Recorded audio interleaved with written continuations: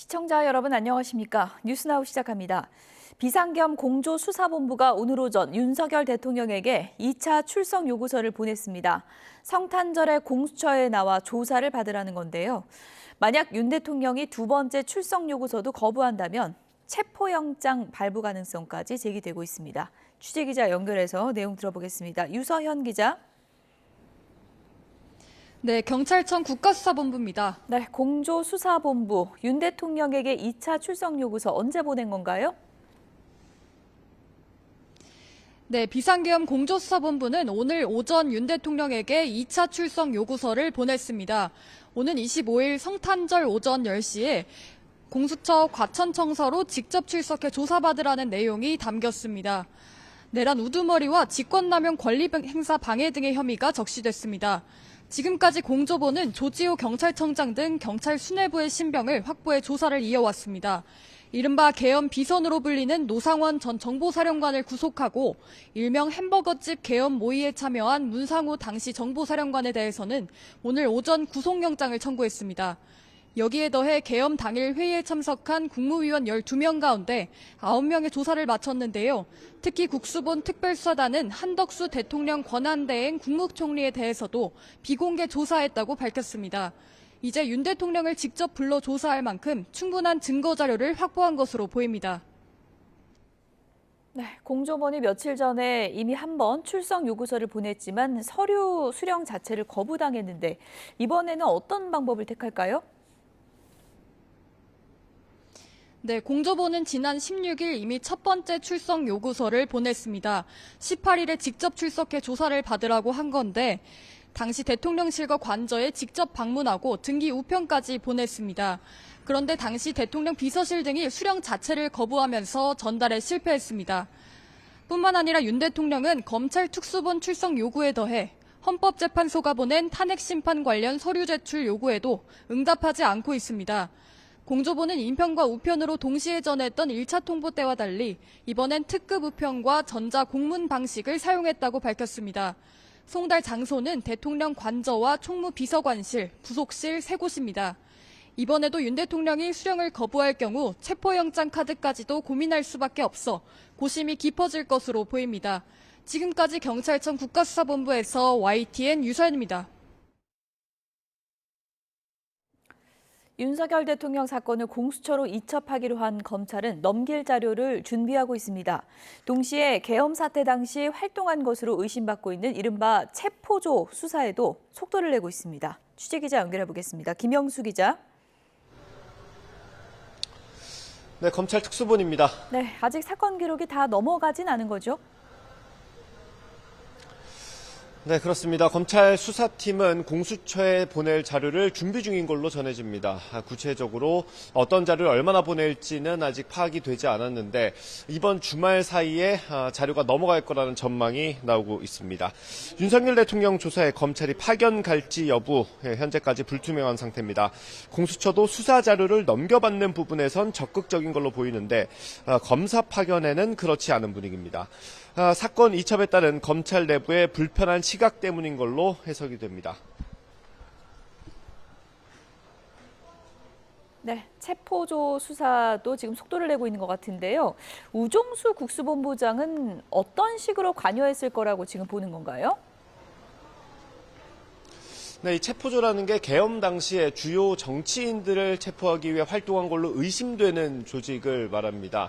국군 방첩사령부가 이걸 주도했고 경찰도 경력을 보냈다라는 의혹을 받고 있습니다. 방첩사 요청에 따라 경찰이 형사 명단을 넘겨준 것까지 여기까지가 현재까지 확인된 사실입니다. 그런데 검찰은 이 명단을 넘겨주는 과정에서 우종수 국가수사본부장까지 보고가 올라갔던 걸로 판단하고 있습니다. 앞서 검찰은 국수본 관계자들을 참고인으로 불러 조사하는 과정에서 이런 진술을 확보한 걸로 알려졌습니다. 앞서 조지호 경찰청장은 체포조를 지원해달라는 여인영 방첩사령관의 요구를 받아들이지 않았다고 밝히기도 했습니다.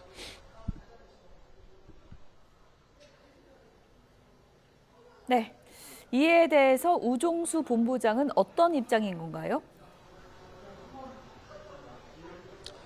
우정수 본부장은 방첩사령부 요청에 대해서 보고를 받고 대응하지 말라고 지시했다는 입장입니다. 조금 더 구체적으로는 대응을 하지 말고 최대한 시간을 끌어서 명단도 주지 말라고 지시했다고 주장을 하고 있습니다.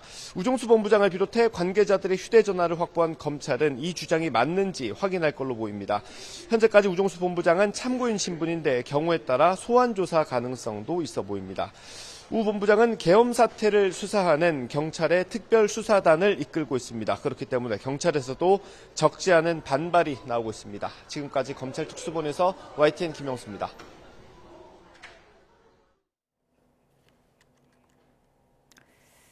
네, 지난 3일 비상계엄은 당초 밤 10시에 선포하기로 예정이 돼 있었지만 국무위원들의 반대로 늦어지면서 군의 작전도 뒤늦게 개시되는 등 동요가 있었던 것으로 파악됐습니다. 노상원 전 정보사령관은 국가수사본부 비상계엄 특별수사단 조사에서 계엄이 계획대로 밤 10시에 선포가 됐다면 중앙선거관리위원회 서버를 확보했을 것이라는 취지의 진술을 한 것으로 알려졌습니다. 경찰은 작전 계획이 원래대로 진행되지 못하면서 현장 병력이 동요한 정황도 포착했습니다. 이와 함께 윤 대통령의 계엄작전 지휘서상 계엄 선포 시각과 포고령 1호의 최초 발령 시각도 밤 10시였던 것으로 조사됐습니다. 내란 사태 배후 기획자로 이른바 롯데리아 회동을 주도한 노상원 전 정보사령관이 계엄 직전 같은 햄버거 가게에서 또 다른 회동을 한 것으로 파악됐습니다. 이 추가 회동에서는 정보사가 아니라 군 최고 수사기관 출신 예비역 대령을 만났는데요. 계엄사 바깥에 사설 수사팀을 꾸리려 했다는 의혹이 짙어지고 있습니다. 부장원 기자가 단독 보도합니다. 노상원 전 정보사령관의 신병을 확보한 경찰 특별수사단이 함께 계엄을 모의한 혐의로 김모 전 대령에 대해 구속영장을 신청했습니다. 당초 언론에는 계엄 선포 이틀 전인 지난 1일 이른바 롯데리아 회동에 참석했던 정보사 소속 김모 대령으로 알려졌지만 YTN 취재 결과 계엄 전 노 전 사령관이 같은 가게에서 또 다른 회동을 가졌고 체포된 인물도 현역 정보사 군인이 아닌 예비역 육군대령 김모 씨로 확인됐습니다. 특수단은 지난 15일 노 전 사령관을 긴급 체포한 뒤 계엄 전후 행적을 추적해왔는데 통신 내역과 롯데리아 매장 CCTV를 분석한 결과 민간인 신분인 김 씨의 존재를 확인했습니다. 노상원만 예비역 오비들이 아니거든요. 그러니까 노상원급 내지는 그 바로 밑에 급들이 또 있습니다. 회동 시점은 지난 1일부터 계엄 선포 전으로 경찰은 두 사람이 내란을 모의한 구체적인 단서를 파악하고 김 씨에게 구속영장을 신청했습니다. 체포된 김 씨는 정보가 아닌 헌병특기로 군 최고위 수사기관인 국방부 조사본부에서 수사본부장까지 지냈습니다. 또 지난 2013년 국군사이버사령부의 댓글 공작 사건을 축소 은폐하려 한 혐의로 구속 기소돼 전역한 것으로 파악됐습니다. 국방부 조사본부 수사본부장 육군 대령입니다. 노 전 사령관이 자신이 몸담았던 정보사뿐 아니라 육군, 그것도 수사병과 예비역까지 모아 계엄을 준비한 단서가 나온 건데 계엄사 직제에도 없는 김용현 전 국방부 장관 직속의 수사팀을 꾸리려 했다는 의혹을 뒷받침하는 정황으로 보입니다. 특히 현직 국방부 조사본부 차장이 최근 관련 의혹으로 검찰 조사를 받고 업무에서 배제된 사실이 뒤늦게 알려진 가운데 노 전 사령관이 어떤 역할을 했는지 규명할 수 있을지 주목됩니다. YTN 부장원입니다. 비상계엄을 사전에 모의한 혐의를 받고 있는 국군정보사령부 대령이 혐의를 인정하고 사과했습니다. 정보대령의 법률 자문을 맡고 있는 김경호 변호사는 정 대령의 진술을 토대로 한 사과문과 법률 의견서를 공개했습니다. 김 변호사는 정 대령이 중앙선거관리위원회 인원의 명단을 확보하고 출근한 직원을 통제할 강압적 수단을 논의하는 등 계엄 계획을 준비한 것을 시인했다며 정 대령이 책임을 인정했습니다. 정 대령은 지난 1일 노상원 전 정보사령관 등 3명과 경기도 안산에 있는 햄버거 가게에서 계엄 계획을 논의한 인물입니다. 한덕수 대통령 권한대행이 어제 쟁점 법안들의 제2요구권을 행사한 것을 두고 민주당이 거센 비판을 쏟아내고 있습니다. 다만 한 대행 탄핵 추진에는 여전히 신중한 기류가 엿보이고 있는데요. 여권에서는 오늘 오전 대통령 탄핵안 가결 뒤 처음으로 국정안정 고위당정협의회를 열었습니다. 국회 취재기자 연결해서 내용 들어보겠습니다. 박정현 기자. 네, 국회입니다. 네, 오늘 아침에 있었던 민주당 지도부 회의 분위기부터 알아볼까요? 네, 먼저 이재명 대표는 한덕수 대행의 제2요구권 행사를 두고 국회 입법권 무시 행태가 반복되는 셈이라며 삼권분립 훼손이라고 비판했습니다. 박찬대 원내대표도 매우 유감이라며 윤 대통령의 길을 그대로 따라가겠다는 건지 묻지 않을 수 없다고 날을 세웠습니다. 대통령의 헌법과 개헌법 위반에 대한 국민의 뜻은 어느 때보다 엄중합니다. 한 권한대행은 더 이상 국민 뜻을 저버리지 않기를 바랍니다. 전방위적 압박을 가하는 모습인데 직접 탄핵을 언급하는 발언은 없었습니다. 아직 민주당이 추진하는 내란 특검과 김여사 특검, 헌법재판관 임명의 키를 한 대행이 쥐고 있는 만큼 수위 조절을 하고 있다는 분석입니다. 당 내부적으론 이번 대통령 탄핵 심판을 심리할 국회 못 헌법재판관 3명의 임명을 가장 중요하게 보고 있습니다. 임명이 늦어지면 탄핵 심판 역시 영향이 불가피하고 현 6인 체제에서는 한 명만 다른 의견을 내도 탄핵이 인용되지 않기 때문입니다. 한대행 탄핵으로 자칫 국정공백 책임론에 휩싸일 수도 있고 이 대표 사법 리스크가 여전해 시간이 많지 않다는 점도 정치적 부담으로 남습니다. 이런 만큼 당분간은 한대행 탄핵 소추를 유보한다는 구상입니다. 민주당은 오전 10시부터 의원총회를 소집해 관련 논의를 진행했는데 의총 뒤엔 한대행 규탄대회도 진행했습니다. 다만 당내에선 내란 특검, 김여사 특검의 거부권 여부, 그리고 헌법재판관 임명 문제를 이른바 탄핵 바로미터, 척도로 보는 시각도 적잖습니다. 원내 지도부 핵심 관계자는 통화에서 윤 대통령 관련 검찰 수사가 속도를 내고 있는 만큼 점점 민심의 압박도 커질 것이라며 한대행이 결국 버티기 어려운 순간이 올 거라고 전망했습니다. 네, 여당에서는 고위당정 협의회를 열었죠? 네, 아침 총리 공간에서 국정안정 고위당정 협의회를 열었습니다. 한덕수 대행을 비롯해 최상목 경제부총리 등 정부 주요 인사와 권성동 대표 권한대행, 김상훈 정책위의장 등 여당 지도부도 총출동했습니다. 당정은 이 자리에서 한 목소리로 흔들림 없는 국정 운영과 국민 일상 회복을 위해 전력을 다하겠다는 의지를 드러냈습니다. 권성동 권한대행은 특히 현재 공석인 국방부 행정안전부 장관을 조속히 임명해달라고 한덕수 대행에 요청했습니다. 국방과 치안은 국가를 지탱하는 기본적 질서로서 헌정수의 토대라고 할 수 있습니다. 그러므로 국방부 장관과 행안부 장관에 대한 임명이 시급합니다. 권성동 권한대행은 며칠째 각 부처 장차관 접견도 이어오고 있는데 집권 여당으로서 존재감을 잃지 않기 위한 행보로 해석됩니다. 그러나 당내에선 계엄과 탄핵 후폭풍에서 좀처럼 벗어나지 못하는 분위기도 분명히 읽힙니다. 전날 보도를 통해 탄핵안 가결 직후 그야말로 아수라장이었던 의원총회 당시 녹취가 공개되기도 했는데요. 최근 계엄 당일 의원 단체 채팅방 전문이 나온 데 이어 당 분열상이 고스란히 밖으로 유출되는 상황인데 이를 두고 당내에선 지도부의 대책 마련을 촉구하는 목소리도 커지고 있습니다. 친윤계 핵심 의원은 통화에서 악의적으로 편집된 보도라고 비판하기도 했는데 유출 경위를 두고 사실상 심리적으로 동지 관계는 물 건너간 거 아니냐며 날선 반응을 보였습니다.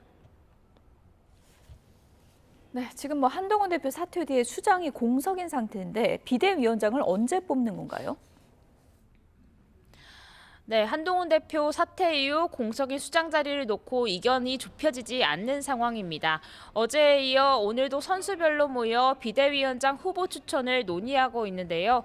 우선 크게 당내에선 권성동 권한대행이 당분간 겸임하며 원톱 체제로 가야 한다는 의견과 비대위원장은 따로 뽑아야 한다는 의견, 크게 두 가지 방안이 나오고 있습니다. 방금 진행된 재선 3선 4선 모임 모두 원톱으로 갈 경우 원내 지도부가 짊어질 부담이 크다며 비대위원장과 원내대표를 분리하는 게 좋겠다는 의견이 우세했다고 참석자들은 전했습니다. 그러나 원내 지도부 핵심 관계자는 통화에서 위기 상황인 만큼 권한대행이 추진력 있는 리더십을 보여줘야 한다며 원톱 체제에 무게를 실어줘야 한다는 생각을 밝혔습니다. 문제는 극심한 내용 여파로 의원들 사이 특정 인물을 추천하는 등 의견을 내는데 부담을 느끼는 기류도 적잖다는 겁니다. 그러나 일각에선 당의 쇄신을 꾀할 수 있는 인물이 서야 한다는 의견도 만만찮은데 조경태 의원은 라디오에서 대통령과 분리 작업에 앞장설 사람이 비대위원장으로 나와야 한다고 강조했습니다. 결국은 의원들 사이 논의가 지연되는 만큼 권성동 권한대행 결단이 필요하다는 지적도 나옵니다. 지금까지 국회에서 YTN 박정현입니다. 윤석열 대통령이 헌법재판소가 보낸 탄핵심판 서류를 닷새째 받지 않고 있습니다. 헌재는 다음 주 월요일에 발표할 최종 입장을 정리하고 있습니다. 취재기자 연결해서 자세히 알아보겠습니다. 권준수 기자. 네, 헌법재판소에 나와 있습니다. 네, 윤 대통령은 계속 서류를 받지 않고 있는 거죠? 네, 벌써 닷새째인데요. 헌법재판소가 지난 월요일 윤 대통령에게 탄핵소추 의결서와 준비 절차 회부 결정서 등을 보냈지만 전달되지 않고 있습니다. 헌재는 어제 우편을 다시 발송했으니 오늘 안으로 우체국 집배원이 대통령실과 관저 등을 다시 찾을 예정이라고 설명했습니다. 다만 이전에도 인편과 일일 특별 송달 우편 등을 보냈지만 윤 대통령이 받지 않았기 때문에 헌재는 어떤 방법으로 서류를 전달할지 계속 고민 중입니다. 어제는 헌재 직원이 직접 대통령 관저에 방문해 서류를 전달하려고 했지만 실패했고 경호처 직원에게도 전달을 시도했으나 수치 거절당했다고 밝혔습니다. 네, 첫 변론 준비 기일이 27일이니까 이제 딱 일주일이 남았는데 절차가 제대로 진행되지 않을 수도 있는 겁니까? 네, 서류 송달이 이뤄지지 않으면 오는 27일에 예정된 변론 준비 기일이 제대로 진행되지 않을 수 있습니다. 윤 대통령의 변호사 선임까지 길어지면서 내란 혐의 수사와 탄핵 심판 모두 절차 진행이 더뎌지는 게 아니냐 이런 지적이 나오는데요. 헌재는 다음 주 월요일에 탄핵 심판 서류를 받지 않는 것에 대한 최종 입장을 발표할 예정입니다. 이를 위해 오늘 윤 대통령이 송달을 계속 거부할 경우에 대응 방안을 논의할 계획인데요. 송달 간주로 처리할 가능성도 열어두고 있습니다. 송달 장소에 서류를 놓아두고 전달된 것으로 여기는 방식 등이 거론됩니다. 만약 그럴 경우 송달 효력이 발생하는데 윤 대통령은 7일 이내 답변서를 내고 오는 24일까지 국무회의 회의록과 입증 계획 등을 제출해야 합니다. 잠시 뒤 오후 2시에 헌재는 브리핑을 진행할 예정인데요. 자세한 소식 들어오는 대로 전해드리겠습니다. 지금까지 헌법재판소에서 YTN 권준수입니다.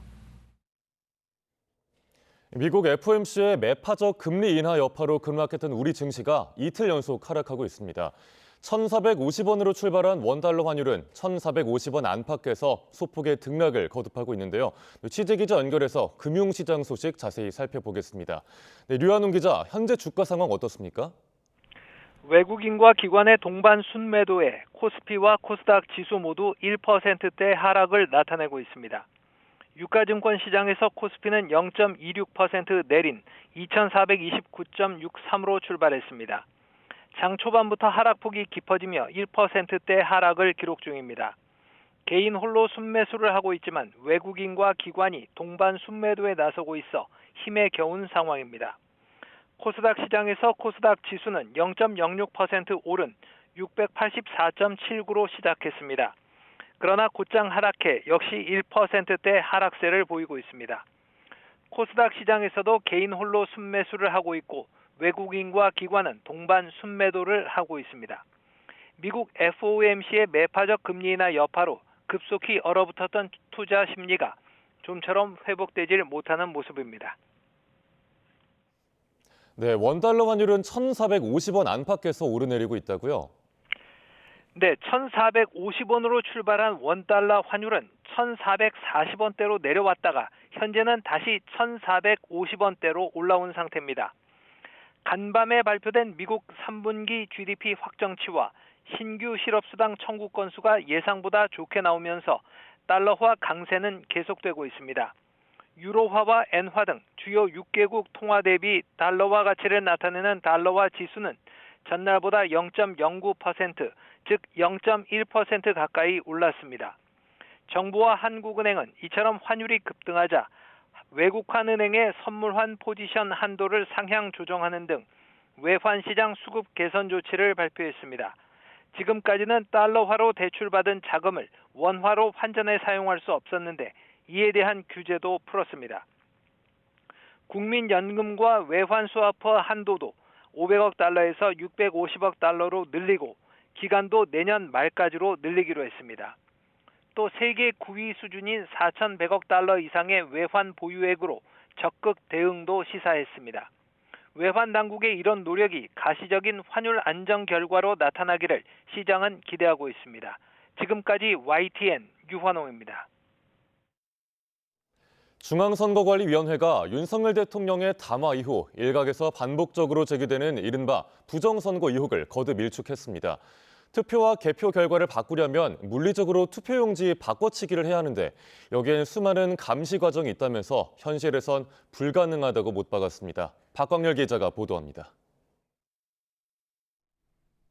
윤 대통령은 비상계엄 선포 이유 중 하나로 보안에 취약한 선관위 시스템을 언급했습니다. 부정선거 단어를 직접 언급하진 않았지만 어떻게 국민이 선거 결과를 믿겠느냐는 의구심을 여과 없이 드러냈습니다. 민주주의의 핵심인 선거를 관리하는 전산 시스템이 이렇게 엉터리인데 어떻게 국민들이 선거 결과를 신뢰할 수 있겠습니까? 앞서 지난해 국정원의 선관위 상대 보안 점검, 사전투표 용지는 물론 선관위 등의 직인까지 빼낼 수 있었다는 내용이 발표됐습니다. 그러면서 사전투표 용지를 미리 뽑아서 결과를 조작할 수 있지 않겠느냐는 음모론이 터져나왔습니다. 하지만 선관위는 투개표 완료까지 수많은 단계를 거친다는 점을 강조했습니다. 별도 장소에서 사전투표 용지를 출력해 결과를 왜곡하려면 투표용지 발급기와 출력에 필요한 인증서 확보가 선행되어야 합니다. 나아가 서버 방화벽 등 감시 보안 시스템 해제, 정당 참관인 배제, 24시간 CCTV 모니터링 무력화 등 다양한 단계를 거쳐야 해 불가능하다는 겁니다. 선관위 전산 시스템을 통한 개표 조작 가능성도 일축했습니다. 해당 시스템은 개표 결과를 온라인과 방송사에 공개하는 용도일 뿐 개표 조작을 위해선 결국 투표용지 바꿔치기가 필수라고 선을 그었습니다. 나아가 국정원 점검 당시는 효율적 진행을 위해 보안관제 시스템 작동을 멈췄다며 실제 투표를 하지 않은 사람을 한 것처럼 둔갑하려면 발각되지 않을 수 없다고 지적했습니다. 우리가 보안 대책을 일부 감소시킨 상황에서 모의 실험을 한 겁니다. 금년 1월서부터 22대 국선을 준비하는 과정에서 3월경까지 상당한 조치가 다 이루어졌고 실제 국정원도 지난 점검 결과 발표에서 전체 5% 정도 점검했고 보안 취약 사항을 발견했을 뿐 부정선거 여부는 판단할 수 없었다고 밝혔습니다. 선관위는 근거 없는 부정선거 의혹 제기는 민주주의 제도를 위협하는 행위라며 앞으로 더 투명하고 정확한 선거 정보 전달에 최선을 다하겠다고 설명했습니다. YTN 박광렬입니다. 선관위는 또 극우 일각에서 제기한 부정선거 의혹 사례를 구체적으로 언급하며 조목조목 반박에 나섰습니다. 특히 지난 21대 총선에서 수도권 평균 득표율이 63대 36의 비율로 일정했다는 등의 음모론에 실제 데이터를 알리는 데 집중했습니다. 이어서 안윤학 기자입니다. 부정선거 의혹을 둘러싼 음모론은 지난 2020년 치러진 21대 총선부터 본격 확산했습니다. 사전투표 강세를 기반으로 한 민주당의 수도권 석권과 선거 압승이 배경이었습니다. 사전투표 용지들이 담겨져 있는 사전투표 용지 투표함에서 발견된 이거는 조작의 증거입니다, 여러분. 그러면서 민주당과 국민의힘 전신 미래통합당의 서울, 인천, 경기 사전투표 평균 득표율이 각각 63%와 36%로 같다는 의혹이 확산했습니다.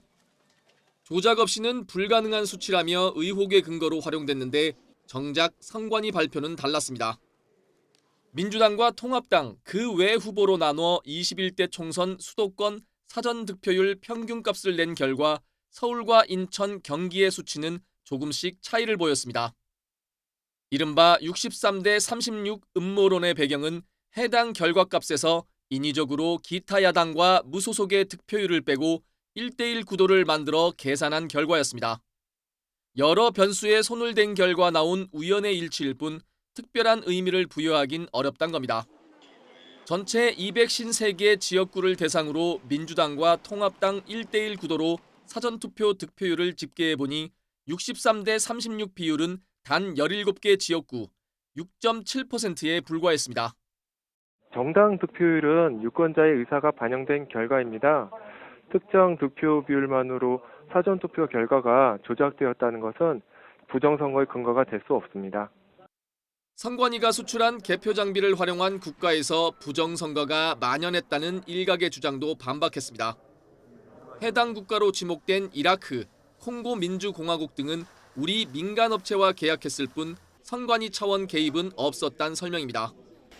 나아가 우리는 직접 도장을 찍어 투표하고 전자개표기를 거친 뒤에도 참관인이 보는 가운데 공개 수개표를 진행한다며 해당 국가와의 투표 시스템 차이 역시 고려해야 한다고 지적했습니다. 선관위는 지역구와 비례투표용지가 겹쳐 인쇄된 이른바 배춧잎 투표지 등 역시 지역구 용지 하단에 비례용지 상단이 겹쳐 인쇄된 점을 발견하지 못한 단순 실수라고 해명했습니다. YTN 안윤학입니다. 정치자금법 위반 혐의를 받는 건진법사 전성배 씨에 대한 구속영장이 기각됐습니다. 전 씨는 유력 정치는 물론 윤석열 대통령 부부와 인연을 앞세워 이권에 개입했다는 의혹도 받는 만큼 구속영장 기각과는 별개로 전 씨 수사가 정치권에 미칠 파장이 주목됩니다. 보도에 정인용 기자입니다. 지난 2018년 지방선거 당시 경북 영천시장 후보 자리를 두고 1억 원대 금품을 받은 혐의를 받는 건진법사 전성배 씨의 구속영장이 기각됐습니다.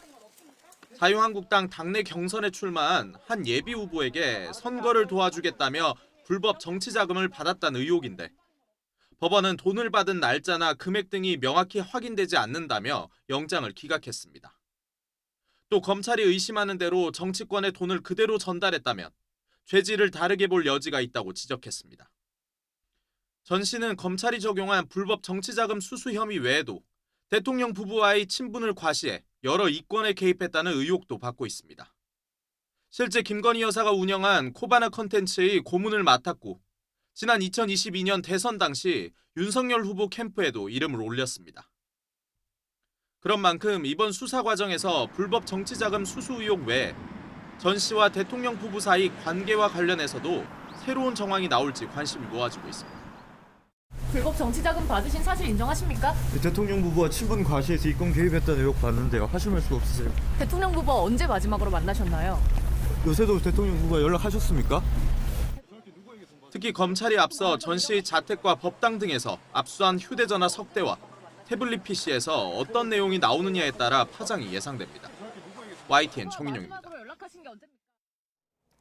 불법 대북 송금 혐의로 기소된 이화영 전 경기도 평화부지사가 항소심에서도 실형을 선고받았습니다. 재판부가 쌍방울 그룹의 대북 송금은 이재명 당시 경기지사의 방북비를 대납한 거라고 판단한 건데 앞으로 있을 이 대표의 재판에도 영향을 미칠 걸로 보입니다. 신귀혜 기자가 보도합니다. 쌍방울 그룹을 통한 불법 대북 송금 혐의로 기소된 이화영 전 경기도 평화부지사가 항소심에서도 징역 7년 8개월의 실형을 선고받았습니다. 항소심 재판부는 1심의 판단을 모두 유지하고 800만 달러 대북 송금이 사실이라고 판단했습니다. 재판부는 이 전 부지사가 이재명 당시 경기도지사의 방북 등을 추진할 정치적 동기가 분명했고 쌍방울 그룹 역시 이 전 부지사의 대남 요청을 받아들인 뒤부터 대북 사업에 본격적으로 뛰어들었다고 지적했습니다. 그러면서 800만 달러 가운데 394만 달러는 신고 절차를 거치지 않고 국외로 반출됐고 이 가운데 200만 달러가 금융 제재 대상인 조선노동당에 지급됐다고 판단했습니다. 이 전 부지사 측에서 주장한 진술 세미나, 술판 회유 의혹은 납득이 힘들다며 인정하지 않았습니다. 재판부는 다만 스마트팜 사업이 인도적 차원에서 진행되는 등 정책적 목적도 가졌다며 1심보다 1년 10개월 감형했습니다. 재판부가 사실관계를 대부분 인정하면서 더불어민주당 이재명 대표의 재판에도 영향을 미칠 것으로 보입니다. 사실관계 심리는 항소심에서 끝나는 만큼 이 대표의 1심을 맡은 재판부가 이번 판단을 따를 가능성이 큰 겁니다. 이 전 부지사는 상고하겠다는 뜻을 밝혔습니다. 검찰의 조작된 증거를 전부 다 법원이 인정해줘서 이 부분 상당히 유감이다. 그런 입장을 주셨습니다. 검찰도 형량이 줄어든 것을 받아들이기 어렵다며 판결문을 검토한 뒤 상고 여부를 정하겠다고 밝혔습니다. YTN 신기혜입니다.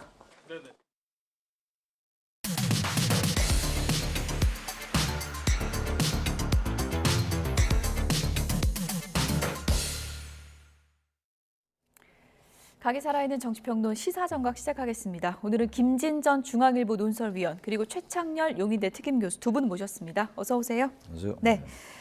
공조본이 윤석열 대통령에게 2차 소환 통보를 했습니다. 날짜를 크리스마스로 정했습니다. 크리스마스가 내주 수요일, 예. 공휴일이죠. 그런 날짜를 정한 데에는 제가 이 공수처가 이 강하게 수사의 의지를 과시하기 위한 휴일도 쉬지 않겠다. 그렇죠. 예. 공수처는 지금까지 사실 이번 수사를 맡을 수 있느냐라는 여러 가지 비판을 받아왔잖아요. 최상병 사건에서 너무 시간을 많이 끌고 공수처가 과연 수사력이 있느냐라는 지적을 많이 받아왔기 때문에 그런 거를 불식하고 일단 이 휴일에 하면 수사 의지를 과시하고 그리고 그날 사실 특별한 정치 뉴스가 없을 가능성이 있잖아요. 그런 데에 만약에 소환에 응하게 되면 그 뉴스가 전체를 도배할 것이고 공수처가 뉴스메이커의 중심에 설 수가 있다. 예. 이런 계산인 것 같습니다. 예. 어쨌든 뭐 지금 날짜를 이렇게 잡아서 대한민국 모든 언론인들이 크리스마스에 비상대기해야 하는 그런 상황이 됐는데 이제 문제는 이겁니다. 1차 그 출석 요구서 받지도 않았거든요. 네. 윤석열 대통령이 과연 나올 것인가 이 부분인데요. 글쎄 크리스마스래야 뭐 얼마 안 예. 남았잖아요. 다음 주 수요일이니까 이제 며칠 안 남았는데 지금 현재 윤 대통령 측에서 대응하는 태도로 봐서는 말이죠. 25일에 소환에 응하지 않을 수 있을 것 같아요. 제가 볼 때. 지금 어제 석동희 변호사가 기자회견 하는 거 보니까 예. 아직 변호인단도 구성이 안 됐잖아요. 예. 변호인단도 구성이 안 됐기 때문에 아직 변호인이 구성이 안 돼서 소환에 응할 수 없다라는 명분이 되거든요. 예. 정계에서 며칠 안 남은 상태에서 과연 이거 응할까라는 의구심이 들고 아무튼 지금 윤 대통령이나 윤 대통령 측에서는 어떻게든 이 지금 탄핵 심판을 좀 지연하려 하는 것 같아요. 예. 어쩌면 그쪽 입장에서 볼 때 당연히 그럴 수가 있겠죠. 지금 재판관 임명 문제도 그렇고 여러 가지가 있잖아요. 변수가 지금 헌법재판소법 51조에 해당하는 거 형사소추 재판과 동시에 진행될 때 이게 중지할 수 있다. 뭐 이런 것도 있고 그래서 아마 그런 걸 최대한으로 활용하려는 것 같아요. 지금으로 봐서는. 그렇다면 저는 크리스마스 때 소환에 불응할 수 있지 않을까. 왜냐하면 그게 휴일이잖아요. 그렇죠. 그건 전부 볼 거란 말이에요. 예. 집에서들 다 예. 국민들이. 그런 것도 윤 대통령에게는 부담스러울 수 있다고 생각합니다. 날짜에도 좀 의미가 예. 있을 것이다. 공수처가 크리스마스로 정한 건요. 그래서 지금 말씀하신 것처럼 이거 뭐 지연 전략 펴는 거 아니냐 이런 따가운 시선도 많고 또 한켠에서는 변호인단 꾸리는 게 지금 쉽지는 않을 것이다. 또 이렇게 보는 시각도 있거든요. 어떻게 보세요? 대검 중수부장을 지냈던 당시 이제 윤석열 검사가 중수부 과장이었죠. 예. 김홍일 전 방송통신위원장 변호인을 맡기로 했는데 비유하자면 그 사람은 이제 박근혜 대통령 사건 특검 때에 특검을 맡았던 사람은 박영수 변호사고 예. 실질적으로 수사팀장을 맡았던 사람은 윤석열 검사였습니다. 그러니까 이번에 김홍일 전 위원장은 박영수 특검처럼 변호인단의 좌장 역할을 하는 상징적인 존재가 될 것이고 예. 그 실무팀은 이 석동현 변호사가 아마 맡을 것 같아요. 과거의 윤석열 팀장처럼 예. 역사의 아이러니죠. 석동현 변호사는 윤석열 대통령의 서울대 법대 동기고 40년 직이고 지난 대통령 선거 국면에서 윤 대통령에 관한 책을 썼습니다. 그랬군요. 네. 그래서 윤 대통령 집권하자마자 평화통일자문회의의 사무처장이라고 하는 장관급 자리에 갔었죠. 그리고 지난 4월 총선 때는 이제 공천을 국민의힘 쪽에서 여의치 않으니까 예. 정광훈 목사의 자유통일당에 가서 비례대표 후보를 받았었죠. 이제 결국은 낙선을 했고 그래서 뭐 변호인단 구성하는 거는 이제 뭐 사실 이 실무적으로 큰 어려움은 없는데 시간을 조금 끄는 지연적인 측면이 있고 이런 전체적인 헌재의 각종 기록 수령을 거부한다든가 예. 소환에 불응한다든가 이런 것들은 저는 친윤계의 좌장인 권성동 원내대표와 상당한 교감을 이루고 있다고 봐요. 어떤 부분에서요? 권성동 원내대표도 각종 주장을 통해서 헌법재판소의 심리와 결정을 늦추려고 하는 그런 이 전략을 쓰고 있지 않습니까? 헌재 재판관을 권한대행이 임명할 권리가 없다든가 예. 윤 대통령 탄핵보다는 다른 탄핵들 뭐 이 이진숙 방통위원장 탄핵이라든가 감사원장 탄핵 같은 것을 먼저 처리해야 된다. 이런 조금 사실 좀 논리가 약한 이런 예. 주장들을 하고 있기 때문에 예. 친윤계 권성동 원내대표와 윤석열 대통령 측 간에는 최대한 두 개. 하나는 첫째는 최대한 헌재 결정과 내란 수사를 시간을 끌고 두 번째는 그 과정에서 지금 검찰이 세게 내란적 혐의를 단정을 해서 몰아붙이고 있는데 절대 그렇지 않다. 우리는 내란이 아니다라는 주장을 계속 강조하고 싶은 예. 그런 상황인 것 같습니다. 어쨌든 이 40년 지기 석동현 변호사가 최근 여론전에 전면에 서 있습니다. 어제 기자들 앞에서 윤석열 대통령은 체포의 채자도 안 꺼냈다. 이렇게 얘기를 했는데요. 들어보시죠. 이러한 대통령의 그 선포 기자회견을 통해서 비상계엄을 선포했는데 정말 이걸 내란으로 본다면 내란을 예고하고 하는 내란이 어디 있나. 그리고 또 헌법 절차에 따라서 국회가 2-3시간 만에 계엄 해제를 요구한 사항 역시 헌법 절차에 대통령으로서 따랐습니다. 그러니까 대통령이 체포 채자도 얘기한 적도 없을 뿐만 아니라 했다 안 했다를 떠나서 체포하면 도대체 어디다가 데려놓겠다는 것입니까? 검사 출신 대통령이라는 자가 헌법을 위반하여 내란죄를 일으키더니 그 40년 지기 변호사라는 자는 내란죄가 아니라고 궤변을 늘어놓았습니다. 국가 비상사태와 전혀 부합하지 않는데 그것이 어떻게 문제가 없다고 주장할 수 있는 것입니까? 2시간 만에 그냥 두는 내란이 어딨냐는 대목은 헛웃음만 나옵니다. 다른 사람도 아닌 검사 출신 윤석열과 석동현 변호사가 이런 황당한 궤변을 늘어놓는다는 사실이 기가 막힙니다. 2시간이 아니라 2분만 실행했어도 명백한 내란입니다.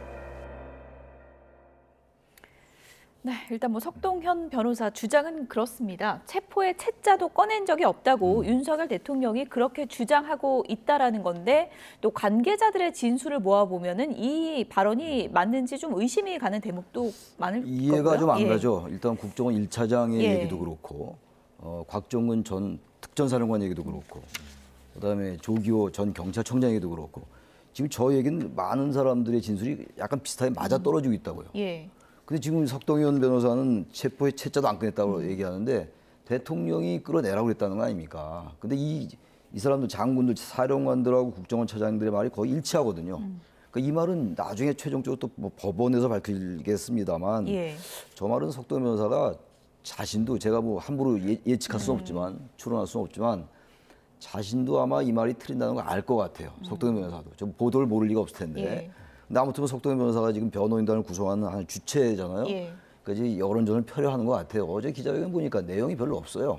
그리고 의미가 있는 기자회견도 아니었고 왜 저 기자회견 했나를 생각해 보면은 아무튼 소수지만 강성 지지자들에게 준 메시지다라고 좀 보여져요. 12월 12일 날 대통령이 했던 메시지와 같은 예. 맥락으로 좀 봐요. 그래서 어제 얘기 체포의 채자도 안 꺼냈다. 얼마나 많은 국민이 그걸 믿겠어요. 그건 받아들이기 어려운 얘기라고 생각합니다. 예. 그만큼 또 이제 기자들 앞에서 강조한 것은 이제 체포짓이라는 게 내란죄를 입증할 핵심 증거가 될 수 있기 때문일 텐데요. 어떻게 보셨습니까?